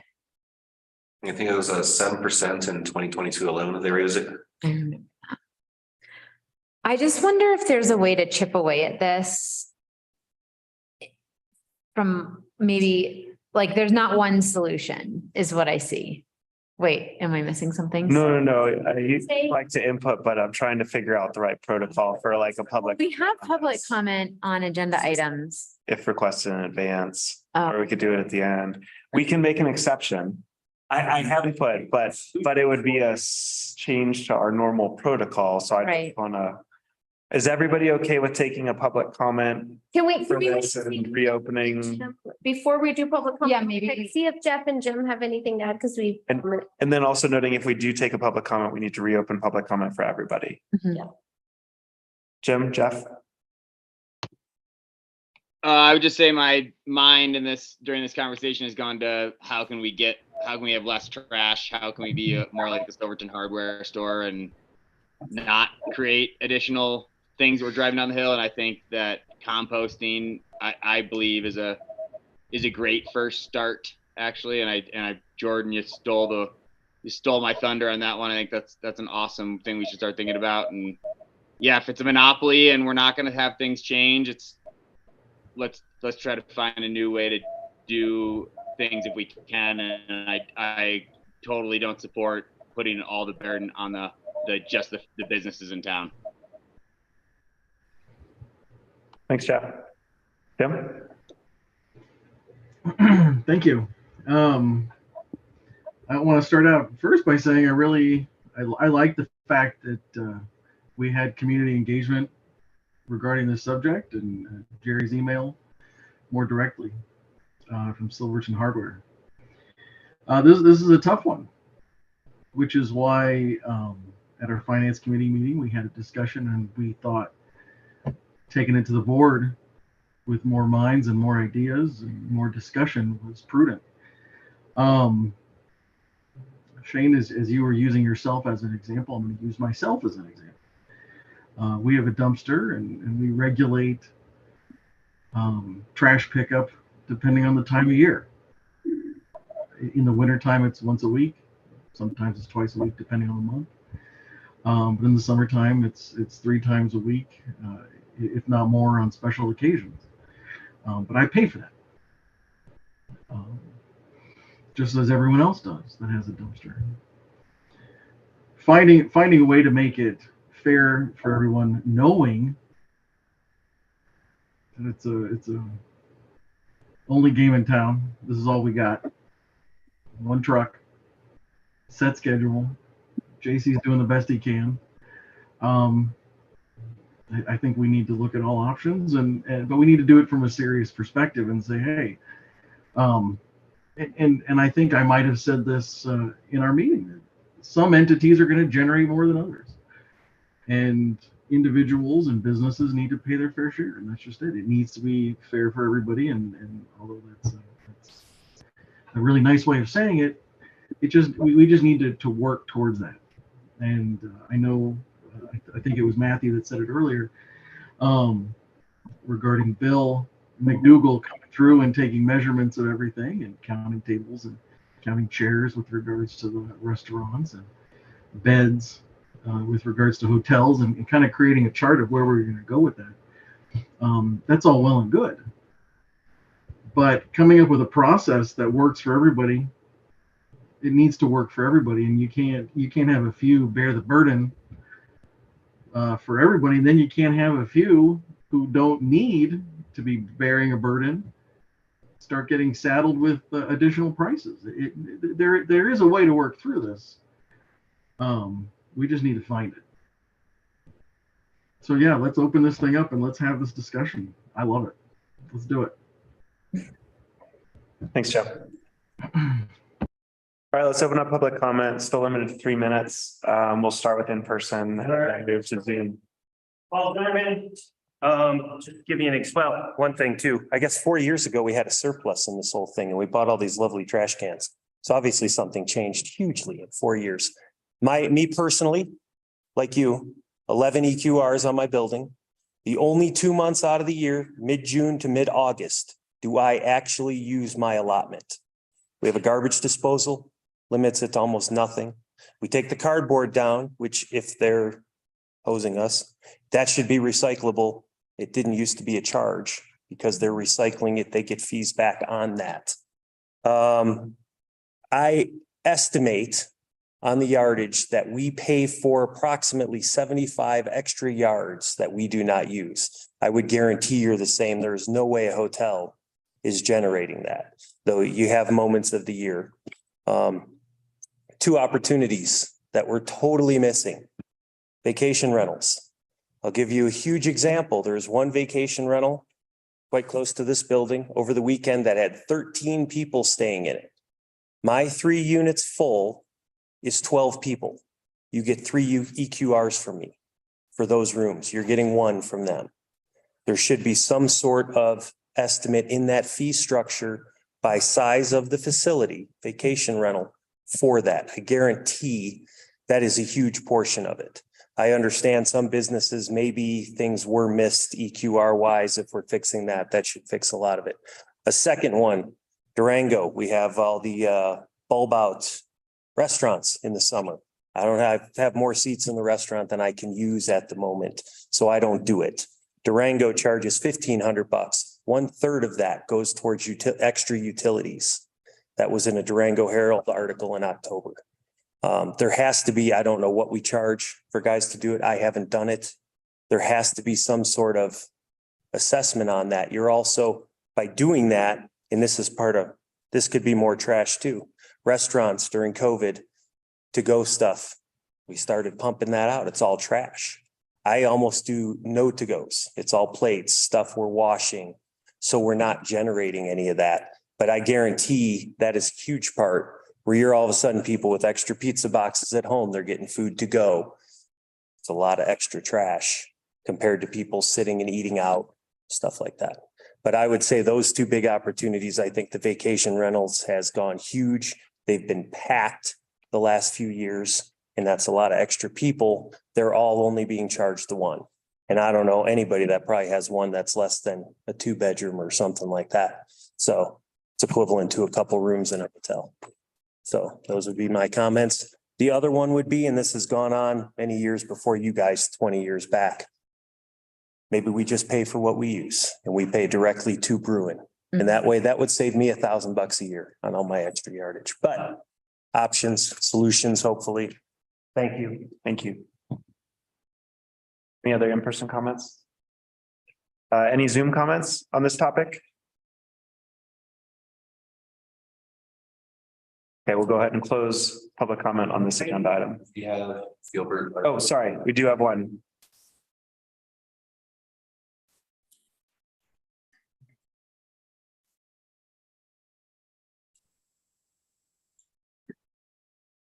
You can go ahead, Gilbert. Can you hear me now? Yep. Okay, I would just like to, when it's going on saying that nobody's paying for the trash that's in the dumpsters, if, for instance, just as was stated that they were paying 11 EQRs extra, that's money that the town is generating for that trash that's in that trash can. So yes, Bruin is charging you a lot for pickup and getting rid of it, but in reality, the EQRs that all the businesses are paying for that trash that are in them dumpsters. I still get back to the fact that you need to make sure that everybody that should be receiving a bill gets a bill, and that you do an assessment of how many people are still bringing appliances up there. And if $25 ain't enough for a refrigerator or whatever the cost is, then those are the costs that have to go up, not the base rate and keep increasing everybody. The people that are using the service need to pay for what they're taking. And I agree, if we have to get back to where you pay for what you haul out there, then that needs to be what's done. But it is not fair to put the burden on 67 businesses. It needs to be structured, and we need to find a way to have staff and then figure out how this was done. There was a surplus, and when them trash cans were purchased at that time, people said, do we really need $800 trash cans? Well, we got a surplus. We're going to buy them. And this is what you end up with when you take what's a reserve and you keep spending it down and you're spending it down. The one thing that hasn't been discussed either tonight is that you've eliminated the administration fees from this year to try to balance that budget. I'm not sure where the 106,000 comes in. What I thought I seen in the adoption of the budget and the amended budget was that the refuse were $58,000 over last year. And if you're drawing $106,000 in with this new plan, that's a little more than double them, but I think the numbers need to be looked at closely. If it was 58,000, it's a difference then. Why are you trying to collect 106,000? Thanks for your time. Thank you. Do we have any other Zoom comments at this time? Okay, now we'll go ahead and close public comment for this agenda item. Go back to trustee discussion.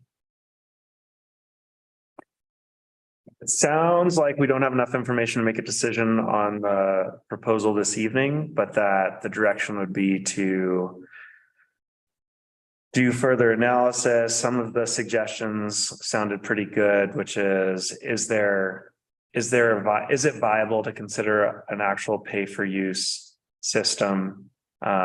Should we consider additional fees for increased capacity when we do bump outs or other things like that? Should we increase fees for specialty items or, the other like one-off drop-off things? I heard public comment earlier about just asking for some clarification of like, how does this work with respect to things in the county, like Cascade? Do they have their own program? Does that contribute to our costs or our expenses? And just a little bit more color there. Was there anything else? I could add to that. Yeah. Vacation rentals, sorry. That was another one. Rentals is on my list. The construction came up a couple times. I think that one I want to acknowledge it sounds a little tricky because we want to encourage people, especially who are building affordable homes or are building on a tight budget and we do need housing. This would obviously increase the cost of housing. And that's sort of the opposite direction we want to go. But I know I've actually been to the dump in Nucala where our trash goes. And I do know that construction waste is the #1 category of material they receive. And so looking at that expense or how we want to manage construction waste as a town. I wondered if Bruin doesn't want to negotiate with us, like Shane was maybe recommending or aspirationally hoping for, if they wanted to be a part of the conversation and make some recommendations, like we've seen communities do this, or we think this structure could work for you. They work with lots of small communities all over Colorado. Yeah. How can we make their job easier? Yeah, I mean, like what recommendations do they give us? And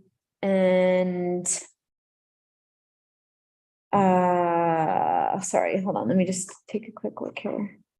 We also heard about the town hiring our own person, not through Bruin, to manage some of that extra waste that's coming there. I don't know if that makes sense. It sounds like an additional expense for refuse, but if it brought in enough, I just don't have a sense of like what the volume of refrigerators being dropped off is, or tires, or the thing, does that pay for that person? I don't have a sense of that, but that would be something we could find out. And then kind of back to that composting idea, or just like overall trash reduction. I think it sounds like, I just wonder what's the first step in that direction? Like it may not be a revolutionary trash system. We may not have the square footage in the community to create our own landfill, I think is the actual technical term for that. But, maybe there is a way to sort of take a chunk out of the cubic feet that we're sending down. So, and I know actually at my house, we just compost in our yard. And it's pretty simple. And when I started composting in our yard, it reduced we went from 2 bags a week of trash in a residence to 1 bag, just taking compost out. So I know it can help, but I know it's expensive, and we did a survey and we didn't have enough people interested to pay for it. So, but I think I don't think we should have that be the final word. I'll throw in one more little plug with some stats I have for you there, but the facility I used to work at in Milwaukee, we'd compost on average 2,000 pounds of compostable waste every day on less than a 1/4 acre of land. And a lot of the newer commercial composting stuff is even more compact and has quicker turnover. Compost doesn't seem to take a lot of space. I went to Table to Farm. And it gives you something to. And it's small. At the end. That's useful. But just gonna Wasn't Bruin exploring options for composting in Silverton? Yeah, but they want to haul it back out. Right, that was the thing. I should stop hauling the trash all over this place. Yeah, Like it's a really stupid idea. yeah. I was curious what that would. And I think it's important, even though it might be uncomfortable, and I don't love this idea at all, but just exploring these are great spreadsheets. They help us understand a lot of information and complexities, and potentially there's a spreadsheet we can look at that would just play with the numbers of raising the base rate for everyone. I think too, there's a balance. That spreadsheet, it just doesn't come across in a PDF because you can't add the cells. Totally.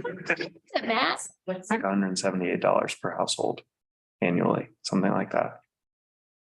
Yeah, that's on here. But I mean, like in conjunction with, maybe it's not raising it that amount. So it's not just asking for one, it's not one solution. It's not saying, okay, well, let's just raise the base rate this amount.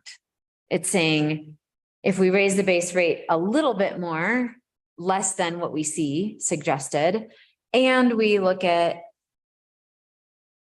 construction waste, and we look at vacation rentals, and we look at, all together, if we can kind of squeeze out the juice we need. The deficit. The deficit. I think for me too, I'm coming back to like helping staff prioritize, right? We have lots of things we're working on. This is a problem. This has been a thing that Bill has been working on for a long time. Matt's picked it up. We have this deficit. Bruin has increased their rates on us. We can ask staff to renegotiate that contract. We can ask staff to explore creative ideas and meet with Jordan and brainstorm all kinds of things.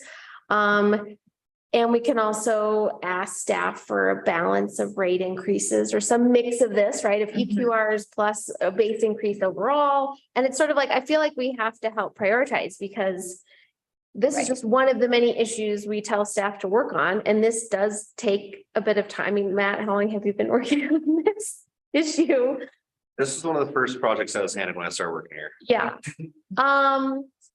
And so I think just putting this in the context of priority, like, does it just make sense? Totally. Everybody just pay $138 a year more, and that's going to solve it for everybody. And that's quick and dirty, and it's not perfect, and it's not totally fair, but it solves the deficit problem. But it's not the perfect solution, because we're still paying Bruin's rate increases and we're carting trash down the hill. So I'm just kind of asking my colleagues, how do we help prioritize this in the context of all the other things we ask staff to do? And that we spend time talking about. Or we say, let's put this in the bucket of, this is not a solvable issue for us in the next 12 months, but we know that within 2 years, we're going to have a robust solution to the problem. I mean, there could be somewhere in the middle there. I think it's a combination. I think it's let's figure out the immediate solution, and let's also figure out, I think there's a handful of situations where we are at the mercy of a single essential service that isn't necessarily providing what we need today, and that we need a 2 to 5 year plan to get out from under those issues. And this is one of them. And so I think we come up with an immediate solution within the next month or two, or tonight. And we also work towards a 2 or 5 year solution that solves this issue. Anybody on the math- line? the math I did was if you take the 67 businesses and 538 residences that are paying the refuse fees, the $106,000 deficit averages out to $175 per entity annual increase. I also think we need to make sure in our systems that charges are being allocated fairly too. That the classifications in the system are accurate. And so to do that, staff needs to know, should we be charging an EQR system or should we be charging a base rate system? Mhm.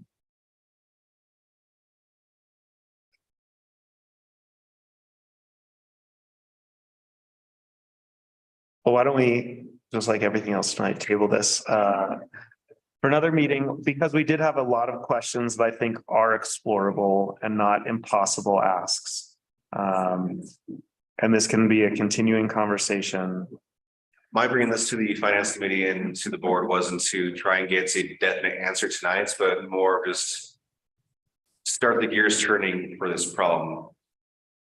Before we're moving money from a general fund. Yeah, I think it's good to identify that this is a problem. And we would like to work towards like immediate solutions and then over time, sort of come up with a longer term. Jordan's pipe dream. I'm No longer Jordan's aspiration. Yes. Yeah. Doable goal. Doable. So it sounds like staff direction would be, there were a bunch of questions that would help us figure out a short-term solution. And then like, if we think big in 5 years or so, like, is there a way for us to either find an alternative to Bruin, find an alternative funding source to support Bruin better, or a big plan for trash reduction in general? Or all of the above? And incorporating Bruin potentially in the conversation. Yeah. Is that clear enough? Jeff or Jim, anything to add to that?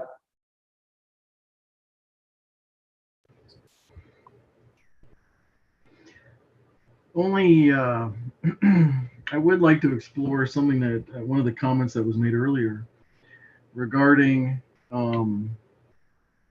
businesses and individuals that are actually paying. Do we have a true invoicing system from Bruin? Do we have a true invoicing system for ourselves? Is everyone pitching in? I guess it's the closing comment I have. Nice. So like adding on to that is that like finding out, does Bruin actually track the amount of like waste that's getting dumped from the dumpsters that businesses are paying for? Like, can we actually quantify like how much overage is coming from the businesses from Bruin's perspective? The only volumes of measurements I'm able to see is in the invoice they give for the transfer station. The total is that yellow line across the bottom of that spreadsheet. And that's pretty much lists every like 40-yard compactor they've got to take out. And so that only just tells us the raw volume. It doesn't tell us any metadata on that volume. So I guess that would be an interesting, like, perhaps the answer is just a hard no with a scowl, but maybe Bruin can let us know how much trash is actually collected throughout the town from the commercial dumpsters and not brought directly to the transfer station. That would be a very helpful metric for us in this conversation. And I think your public comment made about, do we pay Bruin for the recycling at the same rate, right? Like, is that a cost that we're paying? Are they getting that? Yeah. Currently for every 30-yard recycling compactor, that is $914.55. I think we looked at it. Right. And what are they paying down in Newport? Like, again, it's just sort of like, what is the transparency there about? Like, we're getting charged for recycling the cardboard. Obviously, they have to drive it out of here. There's time, there's labor, there's fixed cost to some of this, and there's like variable cost to some of this. There's quantity of trash, and then there's also fixed costs of like employees. So just doesn't seem all that transparent. But my closing comment is for the public and elsewhere. Don't say that we don't talk and pay a lot of attention to all of these fees and rates and transferring trash out of here, because we just spent a long time talking about transferring our trash.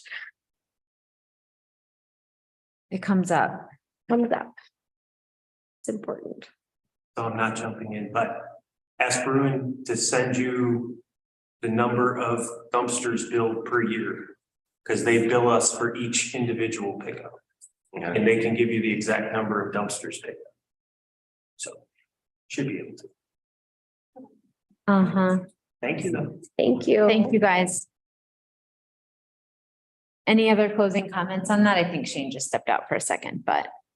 The historical problem. That's why we had the dump over by the Animus with the dump. You guys, I have a movie on my computer that I feel like showing you at the end of this meeting that my students and I made about trash in Silverton and where it goes and how much we have. And actually, what I learned from Bruin is that people in Silverton, generally speaking, in the communities that they collect trash and recycling for, were one of the highest recyclers in the service area. So Silvertonians are doing a good job of recycling, but yeah, it just sort of needs to kind of pay off in terms of like operating the fund, I think. Okay. Well, shall we move on to item 4F? Consideration to issue Kendall Ski Area Day Passes to people who assist with the Silverton Public School Ski Program. This is actually my request. So I can take that one off if we're good with that. Everybody ready? Okay. So this is just a letter that I put in the packet.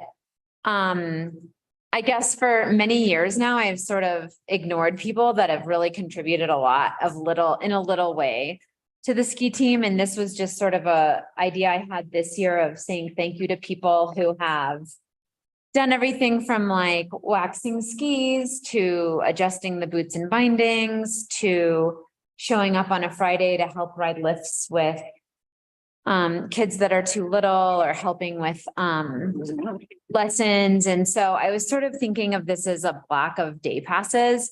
On the high end, it has a value of about $400 if people were to actually come and purchase day passes. But I just think that there are a handful of adults in the community who do really awesome things, and it would be great to say thank you for them and also have them come over to Kendall and just be a part of the scene over there. And, the more adults we have at the ski hill, I think the safer it is for everybody and the more fun and the more connections kids can make. And so I kind of wanted to propose this idea where we have a block of day tickets. And so if somebody shows up and helps out, like Sean is a great example of a parent who's just kind of come, and actually he's not a great example because he already has a ski pass, but Ryan over at Backcountry Experience, he adjusted all the boots and bindings of skis that kids are using this year. And he probably doesn't need a whole season pass at Kendall, but being able to go and ski, a couple of days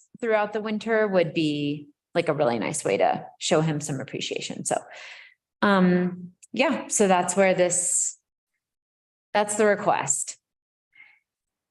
Nathan has a. So, since Todd's not here, couple updates about Kendall Mountain. First off, we have surpassed 2021-2022 season numbers as of this Sunday. So we're up and up. Season passes cost us nothing to give out.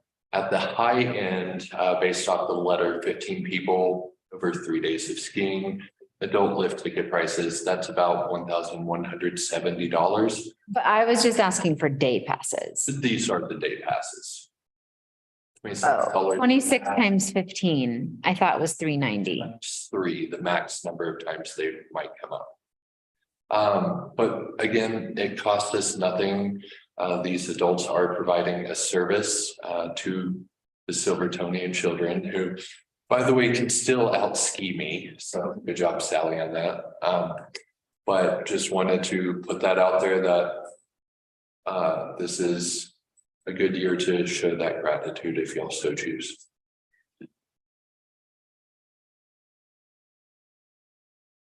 I think this is awesome. Is there any like more specific parameters that can be given to the Kendall staff in terms of like, these aren't just like passes for the days while they're helping, because obviously that's right on it. These would be in addition to, and so are you able to provide or do you, Nathan, or does Todd want to provide like some specific parameters, or Chris, on like how many tickets, or is it like, do they get one ticket for every day they volunteer? Like, just what's the, like, just so that they're not just having to like subjectively be like, you've had enough.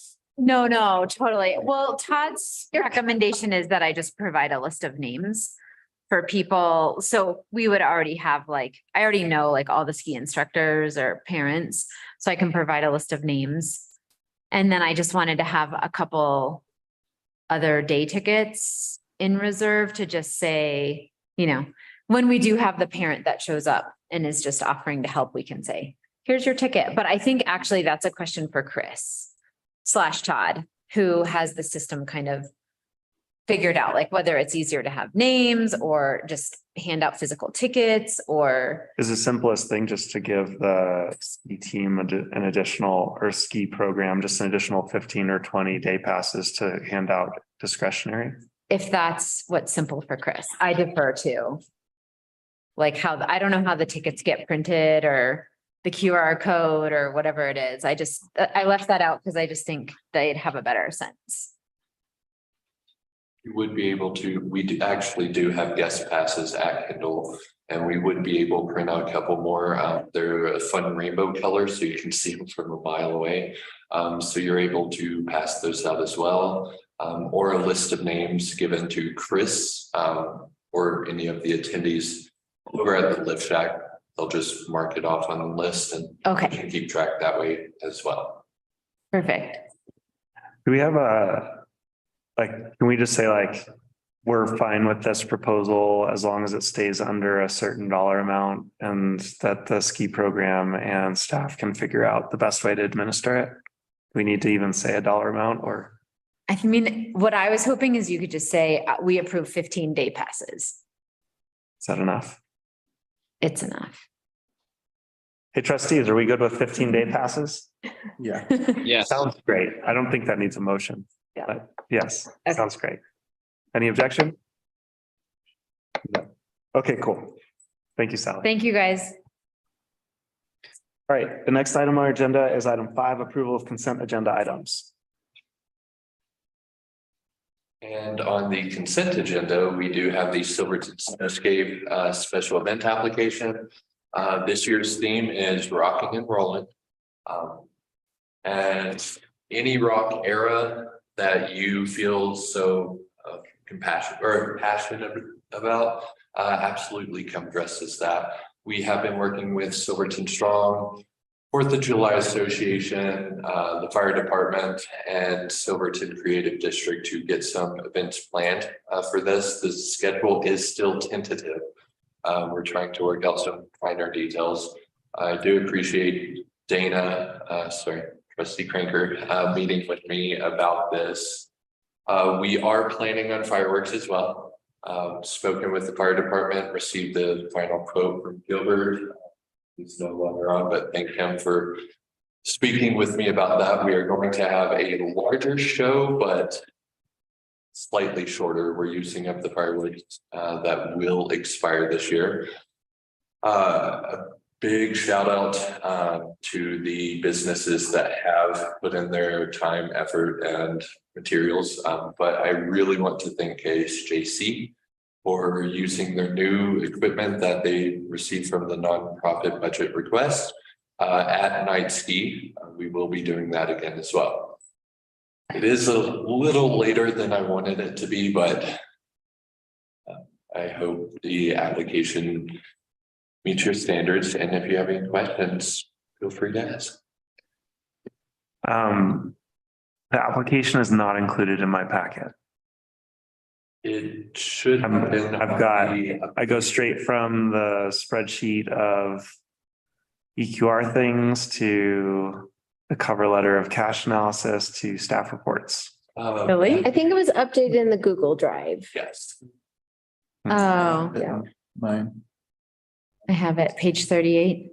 I was working remotely when we sent that update, so I was hoping it did go through. Well, if everybody else has it, then I trust you all. Basically, it is a smaller version of last year's events. We're not doing 2 weekends. It will be February 10th through 12th with a masquerade ball at the Grand Imperial Hotel, Fourth of July Association's putting that on, night. Most of the events are the same, other than that masquerade ball.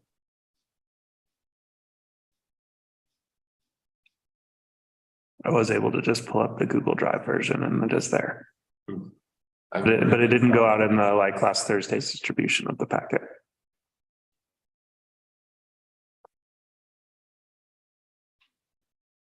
Any concerns with the consent agenda? Would someone like to make a motion? I just had one question. If I'm involved in any of the events, should I recuse myself from voting on the consent agenda?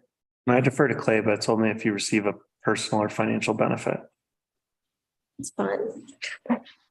I think it's the opposite of financial benefit. It's work and fun. Clayton, if I'm involved in some of the events in the special event application, do I need to recuse myself from the vote on the consent agenda? No, if you don't receive substantial financial personal benefit from it, and or your participation doesn't allow you to be objective in voting, then you have every right to vote on it. Great. And participation because of a personal passion or because of volunteer status is not a conflict. Great. Thank you. There were two amounts for the whistle stop. A 2,600-ish and a 4,400-ish. I was wondering about that. I did not receive the December invoice in time for our one meeting, so we got December and November and December's, the ones that we received the statements in December and January. So the $2,600 one was what was billed in November, invoiced December, and then the 4,600 was what was I see. December invoiced in January. Gotcha. We just received the For gas? Yes. For town vehicles? Yes. That's all fuel. Fuel. Yeah, we just didn't receive the December invoice in time for that meeting last month. That's no. I'll make a motion for the consent agenda. Second. Thank you. Roll call, please. Trustee Davis. Yes. Trustee Cranker. Yes. Trustee Harper. Yes. Trustee Bierman. Yes. Mayor Pro Tem Barney. Yes. Mayor Ferguson. Yes. Motion passes 6 yeas, 1 absent. Thank you very much. The next item on our agenda is staff reports. Is there anything that staff would like to highlight or any questions by trustees in the staff reports?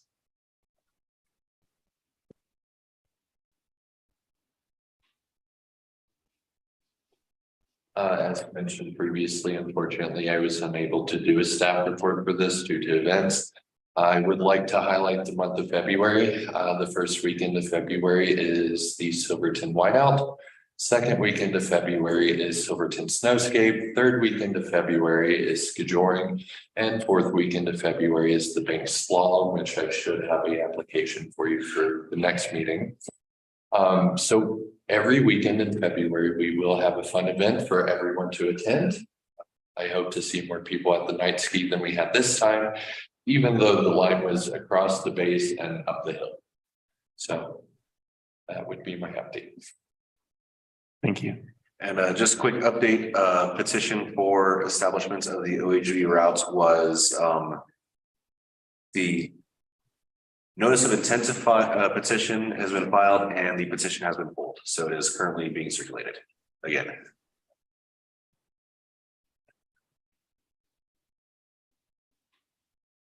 Okay. And I guess along with that, I guess I'd like to let everybody know that we have developed a petition checklist. So if you want to Good call. create a petition, now we actually have a little document that'll help guide you through it. More petitions. I assume that there isn't any like analysis in terms of the time frame until it actually gets turned in because it's keyed off of once it's deemed sufficient.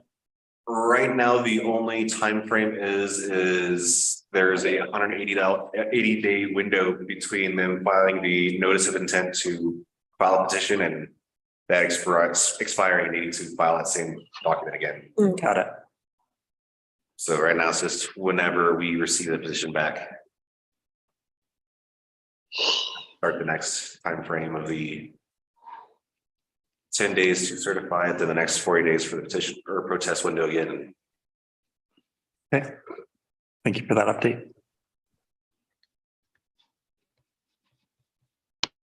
Anything else on staff reports? Okie dokie. Committee reports. We had a finance committee meeting on January 17th, 2023, although the agenda says 2022.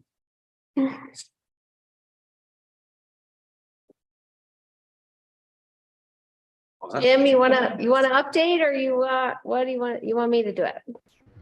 Go for it.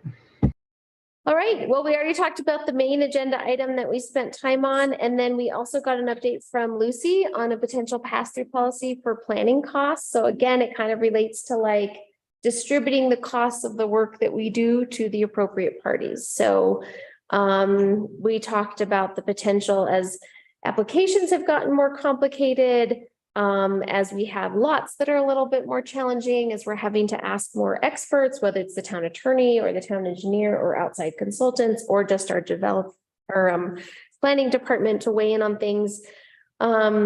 Just the increase in costs for certain applications. So the idea that could potentially be passed on to the applicant. And we had some debates back and forth about how to, again, appropriately incentivize the kind of development we want and make sure that we're not charging additional fees and making it difficult for the little person or whoever it is that we really want to develop, while also making sure that we're recouping the costs that it's taking to review and write staff reports. So I think you guys will get more information on that, but that was the main update. And we had a lot of questions, and I'm sure we will have a lot more questions in this group as a whole as well.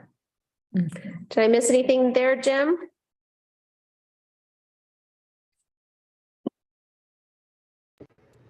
Perfect. And then Jim made the strong recommendation that we approve the Southwest Regional Philanthropy Committee funding request. And he won the day. And that was it. Nice. Okay. Then the next item on our agenda is 8 trustee reports. And I have a feeling we're going to hear a quick summary about night skiing.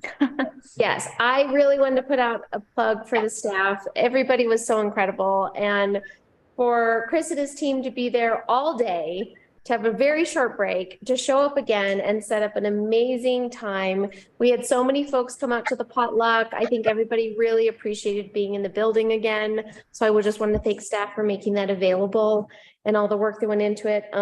We had a great time working with Elevated Coffee, and we were able to get some funds to through Silverton Strong to get all the kids in town little glow sticks and hot chocolate. And so just to me, as a participant, it felt like a lot of people were included and really having a good time. And the radio station participating, it just really felt like a night where a lot of the community came together. And so many people said it was just a blast, even if they were freezing, but people could go inside, the building being open. It kind of felt like we're out of COVID. Totally. So from our perspective, and just appreciate all the people that helped and really staff time. And a couple guys, both Chris and Nathan said, man, we just wish it was going to midnight. So they were really energized and I think had a great time providing that service for the community. So thanks to everybody that came out. That's just from my perspective. Other people can add. Yeah, it was awesome. Super fun. There was tons of people. And I do think that the use of the new PA system was rad. I think without it, it still would have been cool, but it definitely would have felt like a little bit lackluster, and like the tunes bumping at the bass definitely added to the energy and made it feel slightly less cold. KSJC is currently working on doing remote broadcast. This, however, was a program show that we put together for 92.5 to just play automatically while at the base lodge. We are going to look at doing that again with more speakers. So music all over the mountain. Yeah, it was really fun. Well, the other fun thing happened at Kendall is we had a little ski race, and that was another huge success. About 60 racers and a few different teams from the region, and again, the crew worked super hard and was there really early in the morning and just handled a lot of oddities, and the groomer was awesome and Justin did a great job, and there were so many helpers, and it was another success. And then the other update for me as a trustee is that we are going to head out again on sort of round 2 of our family adventure. And so I'll meet at the Coffee Bear on Friday at 8:30 if anyone wants to come do like one final check-in in person, and then I'll be online until the spring for the next few meetings, but back in town in May. I just wanted to put a shout out to the rest of the crew who's grooming the trails and all that. I've had numerous people tell me the Nordic trails are groomed, Shrine Road is groomed. It's all really accessible and usable. So I just, again, we've tried to fund these departments. They've staffed up, and I think we're really seeing that level of service. And so I just wanted to put that shout out to John and Todd and their teams for making that happen, and people are using it and getting out. So. Oh, and jumping onto that, also a big thank you to Public Works. We got a little bit of snow in the last few weeks, and the town has done a tremendous job making the town very easy to still drive and walk around. So thank you very, very much to the heroic effort and all the extra time I'm sure those guys put in. Then I'll pass that on to the crew. Thank you, John. Okay, anything else on trustee reports? All right, continued business 9A wetland rehabilitation project discussion. Okay, yeah, I think it's a good idea to get this overview tonight anyway. I know you're not gonna, I wouldn't recommend that you make a substantial decision on this tonight in light of Mayor Furman's comments, and these numbers just came in last week, and Lisa and I were discussing this project and felt that it was a good idea to get it before the trustees as soon as possible, whether you decide to commit to this opportunity or not. We've been working with CDOT. The town has been working with CDOT, the Merrills, and some consultants on this project on and off since last spring, when we realized that our public rights of way up in this wetland area on the North Campground were an asset to us, could potentially be an asset to us in terms of constructing, rehabilitating, and potentially banking wetlands. And the opportunity is there. We have uses for banking wetlands, but again, as I said in my memo here, this is also an option for the town to do a purely an environmental stewardship type project. But what we're looking at up there is a bunch of this is dead fen, which is not a productive wetland at this time, but it is in a wet, low-lying area. It would require some construction to get it to be a functioning wetland again. This project could get us credits for a trade. We desperately need yard space. As the town grows and services expand, we're short of yard space just for public works alone, but parks and facilities is growing, equipment, places to store materials. We're looking at replacing our wastewater treatment facility in the coming years. We could use space down there.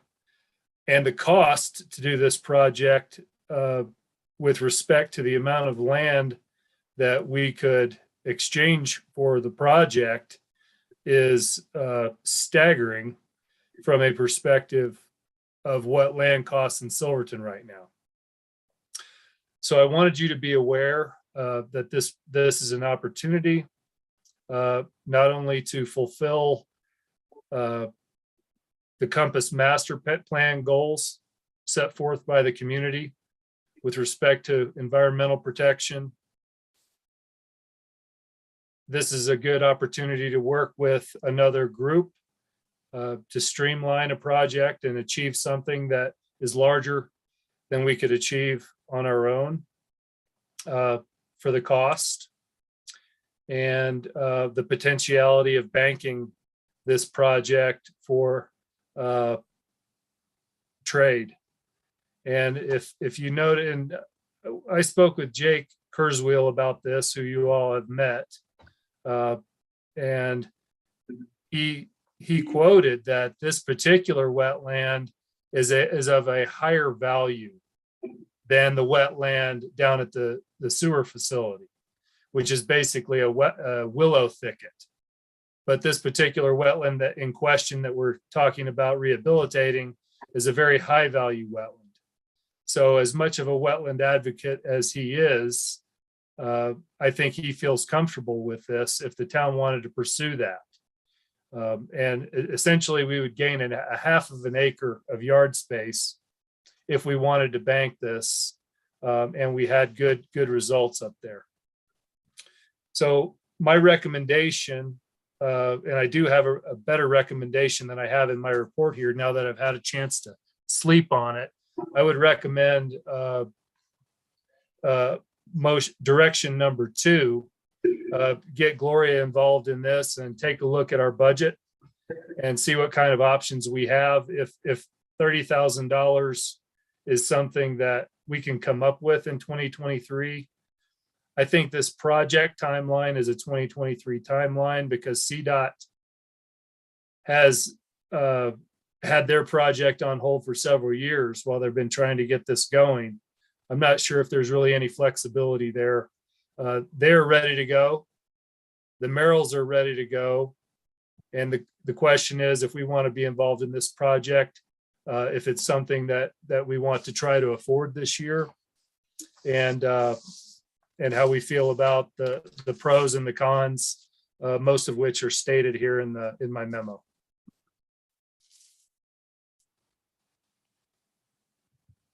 If you have any questions or comments, or if you just like to let that sink in, and we can pick this up again when Gloria gets back on board, that'd be fine too.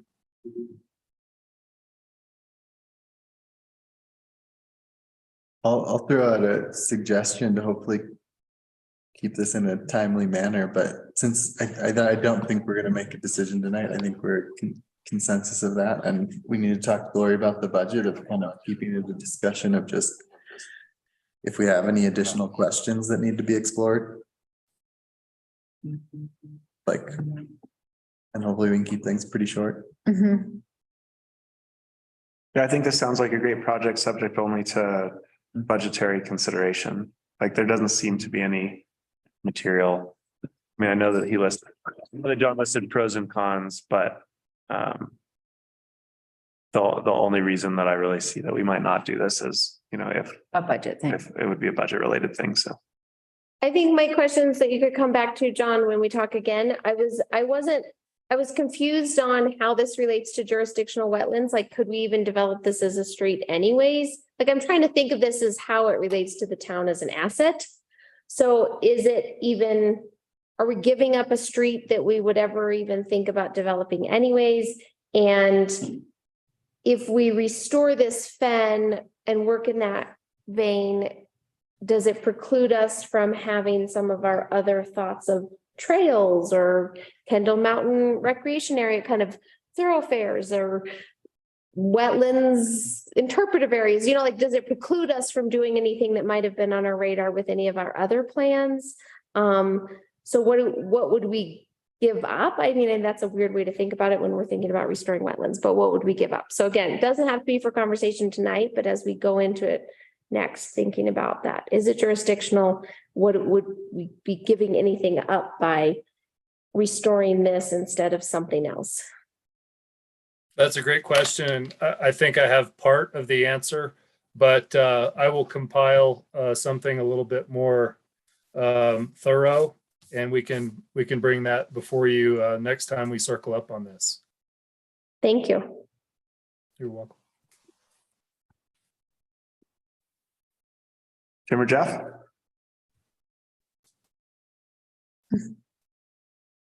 Well, awesome. Thank you, John. I apologize for requesting a table. I think that was helpful. So thanks. Maybe just so it can keep moving forward. I think I hear a lot of support for continuing to move forward and looking at this and just really making sure that we connect with Gloria on the budget amount. Sounds good. I'll consider myself directed. Great. Thank you. Jordan, were you going to say something? No, we're good. Oh, okay. All right. Anything else on this agenda item? Okay, so we'll now move to our closing public comment, item 10 on the agenda. Do we have any in-person public comments? So We do. You're hanging with us, Lisa. oh man, barely. Thank you, John. I don't know if my public comment can just be questions. I don't know if that's allowed. So typically we're not supposed to like engage in discourse during the public comment, but you'll have 3 minutes to ask us questions. And then we always consider the public comment questions, and then either us or staff will address them in some form in the future. Okay, got it. Well, my work on this part of the project, on our part of the project, really needs to, for me, I have to do this work in the winter when my summer work is slower. So I'll be really curious to see, how much we can engage and how many answers we can come up with before summer arrives. And I also really hope that September 2023 is the, window that we're looking at, because of taking advantage of low water in the wetland area and where CDOT is at with, their where they need to be with their mitigation project. So that's my personal hope for that window. And I was wondering if you are able to, if you have any projection on when you might be able to talk to Gloria, or I don't know what's going on. And so I don't know if you foresee a time that you're going to be able to talk with her about this and kind of what that timeline looks like. And I think that's my comment. So I'll just wait to see if you're able to address that. Thank you, guys. Thank you.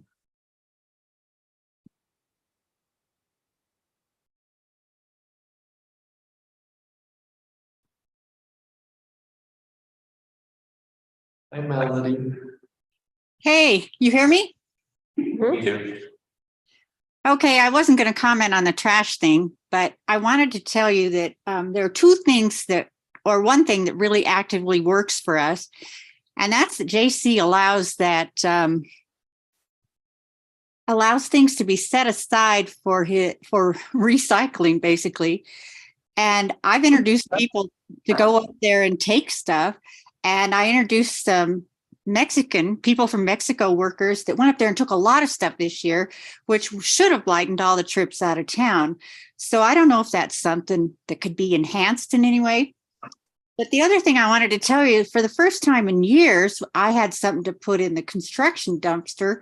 And there was so much really good wood in there that I wanted to jump in and get it, but I didn't. And I'm wondering if there's any way we could maybe set wood aside for people who have wood burning stoves, could pick it up and use it for that. It's just something to throw in your conversation, and thanks for working so hard on that. Thank you.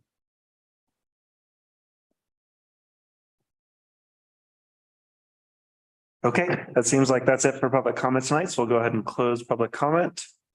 The time is 9:45 p.m. and I adjourn this meeting. We look forward to potentially seeing you a week from today for a special meeting for work session. And then we have a February 6th, 5 p.m. work session scheduled and a February 13th, 7 p.m. regular meeting. Have a great night, everybody. Thank you.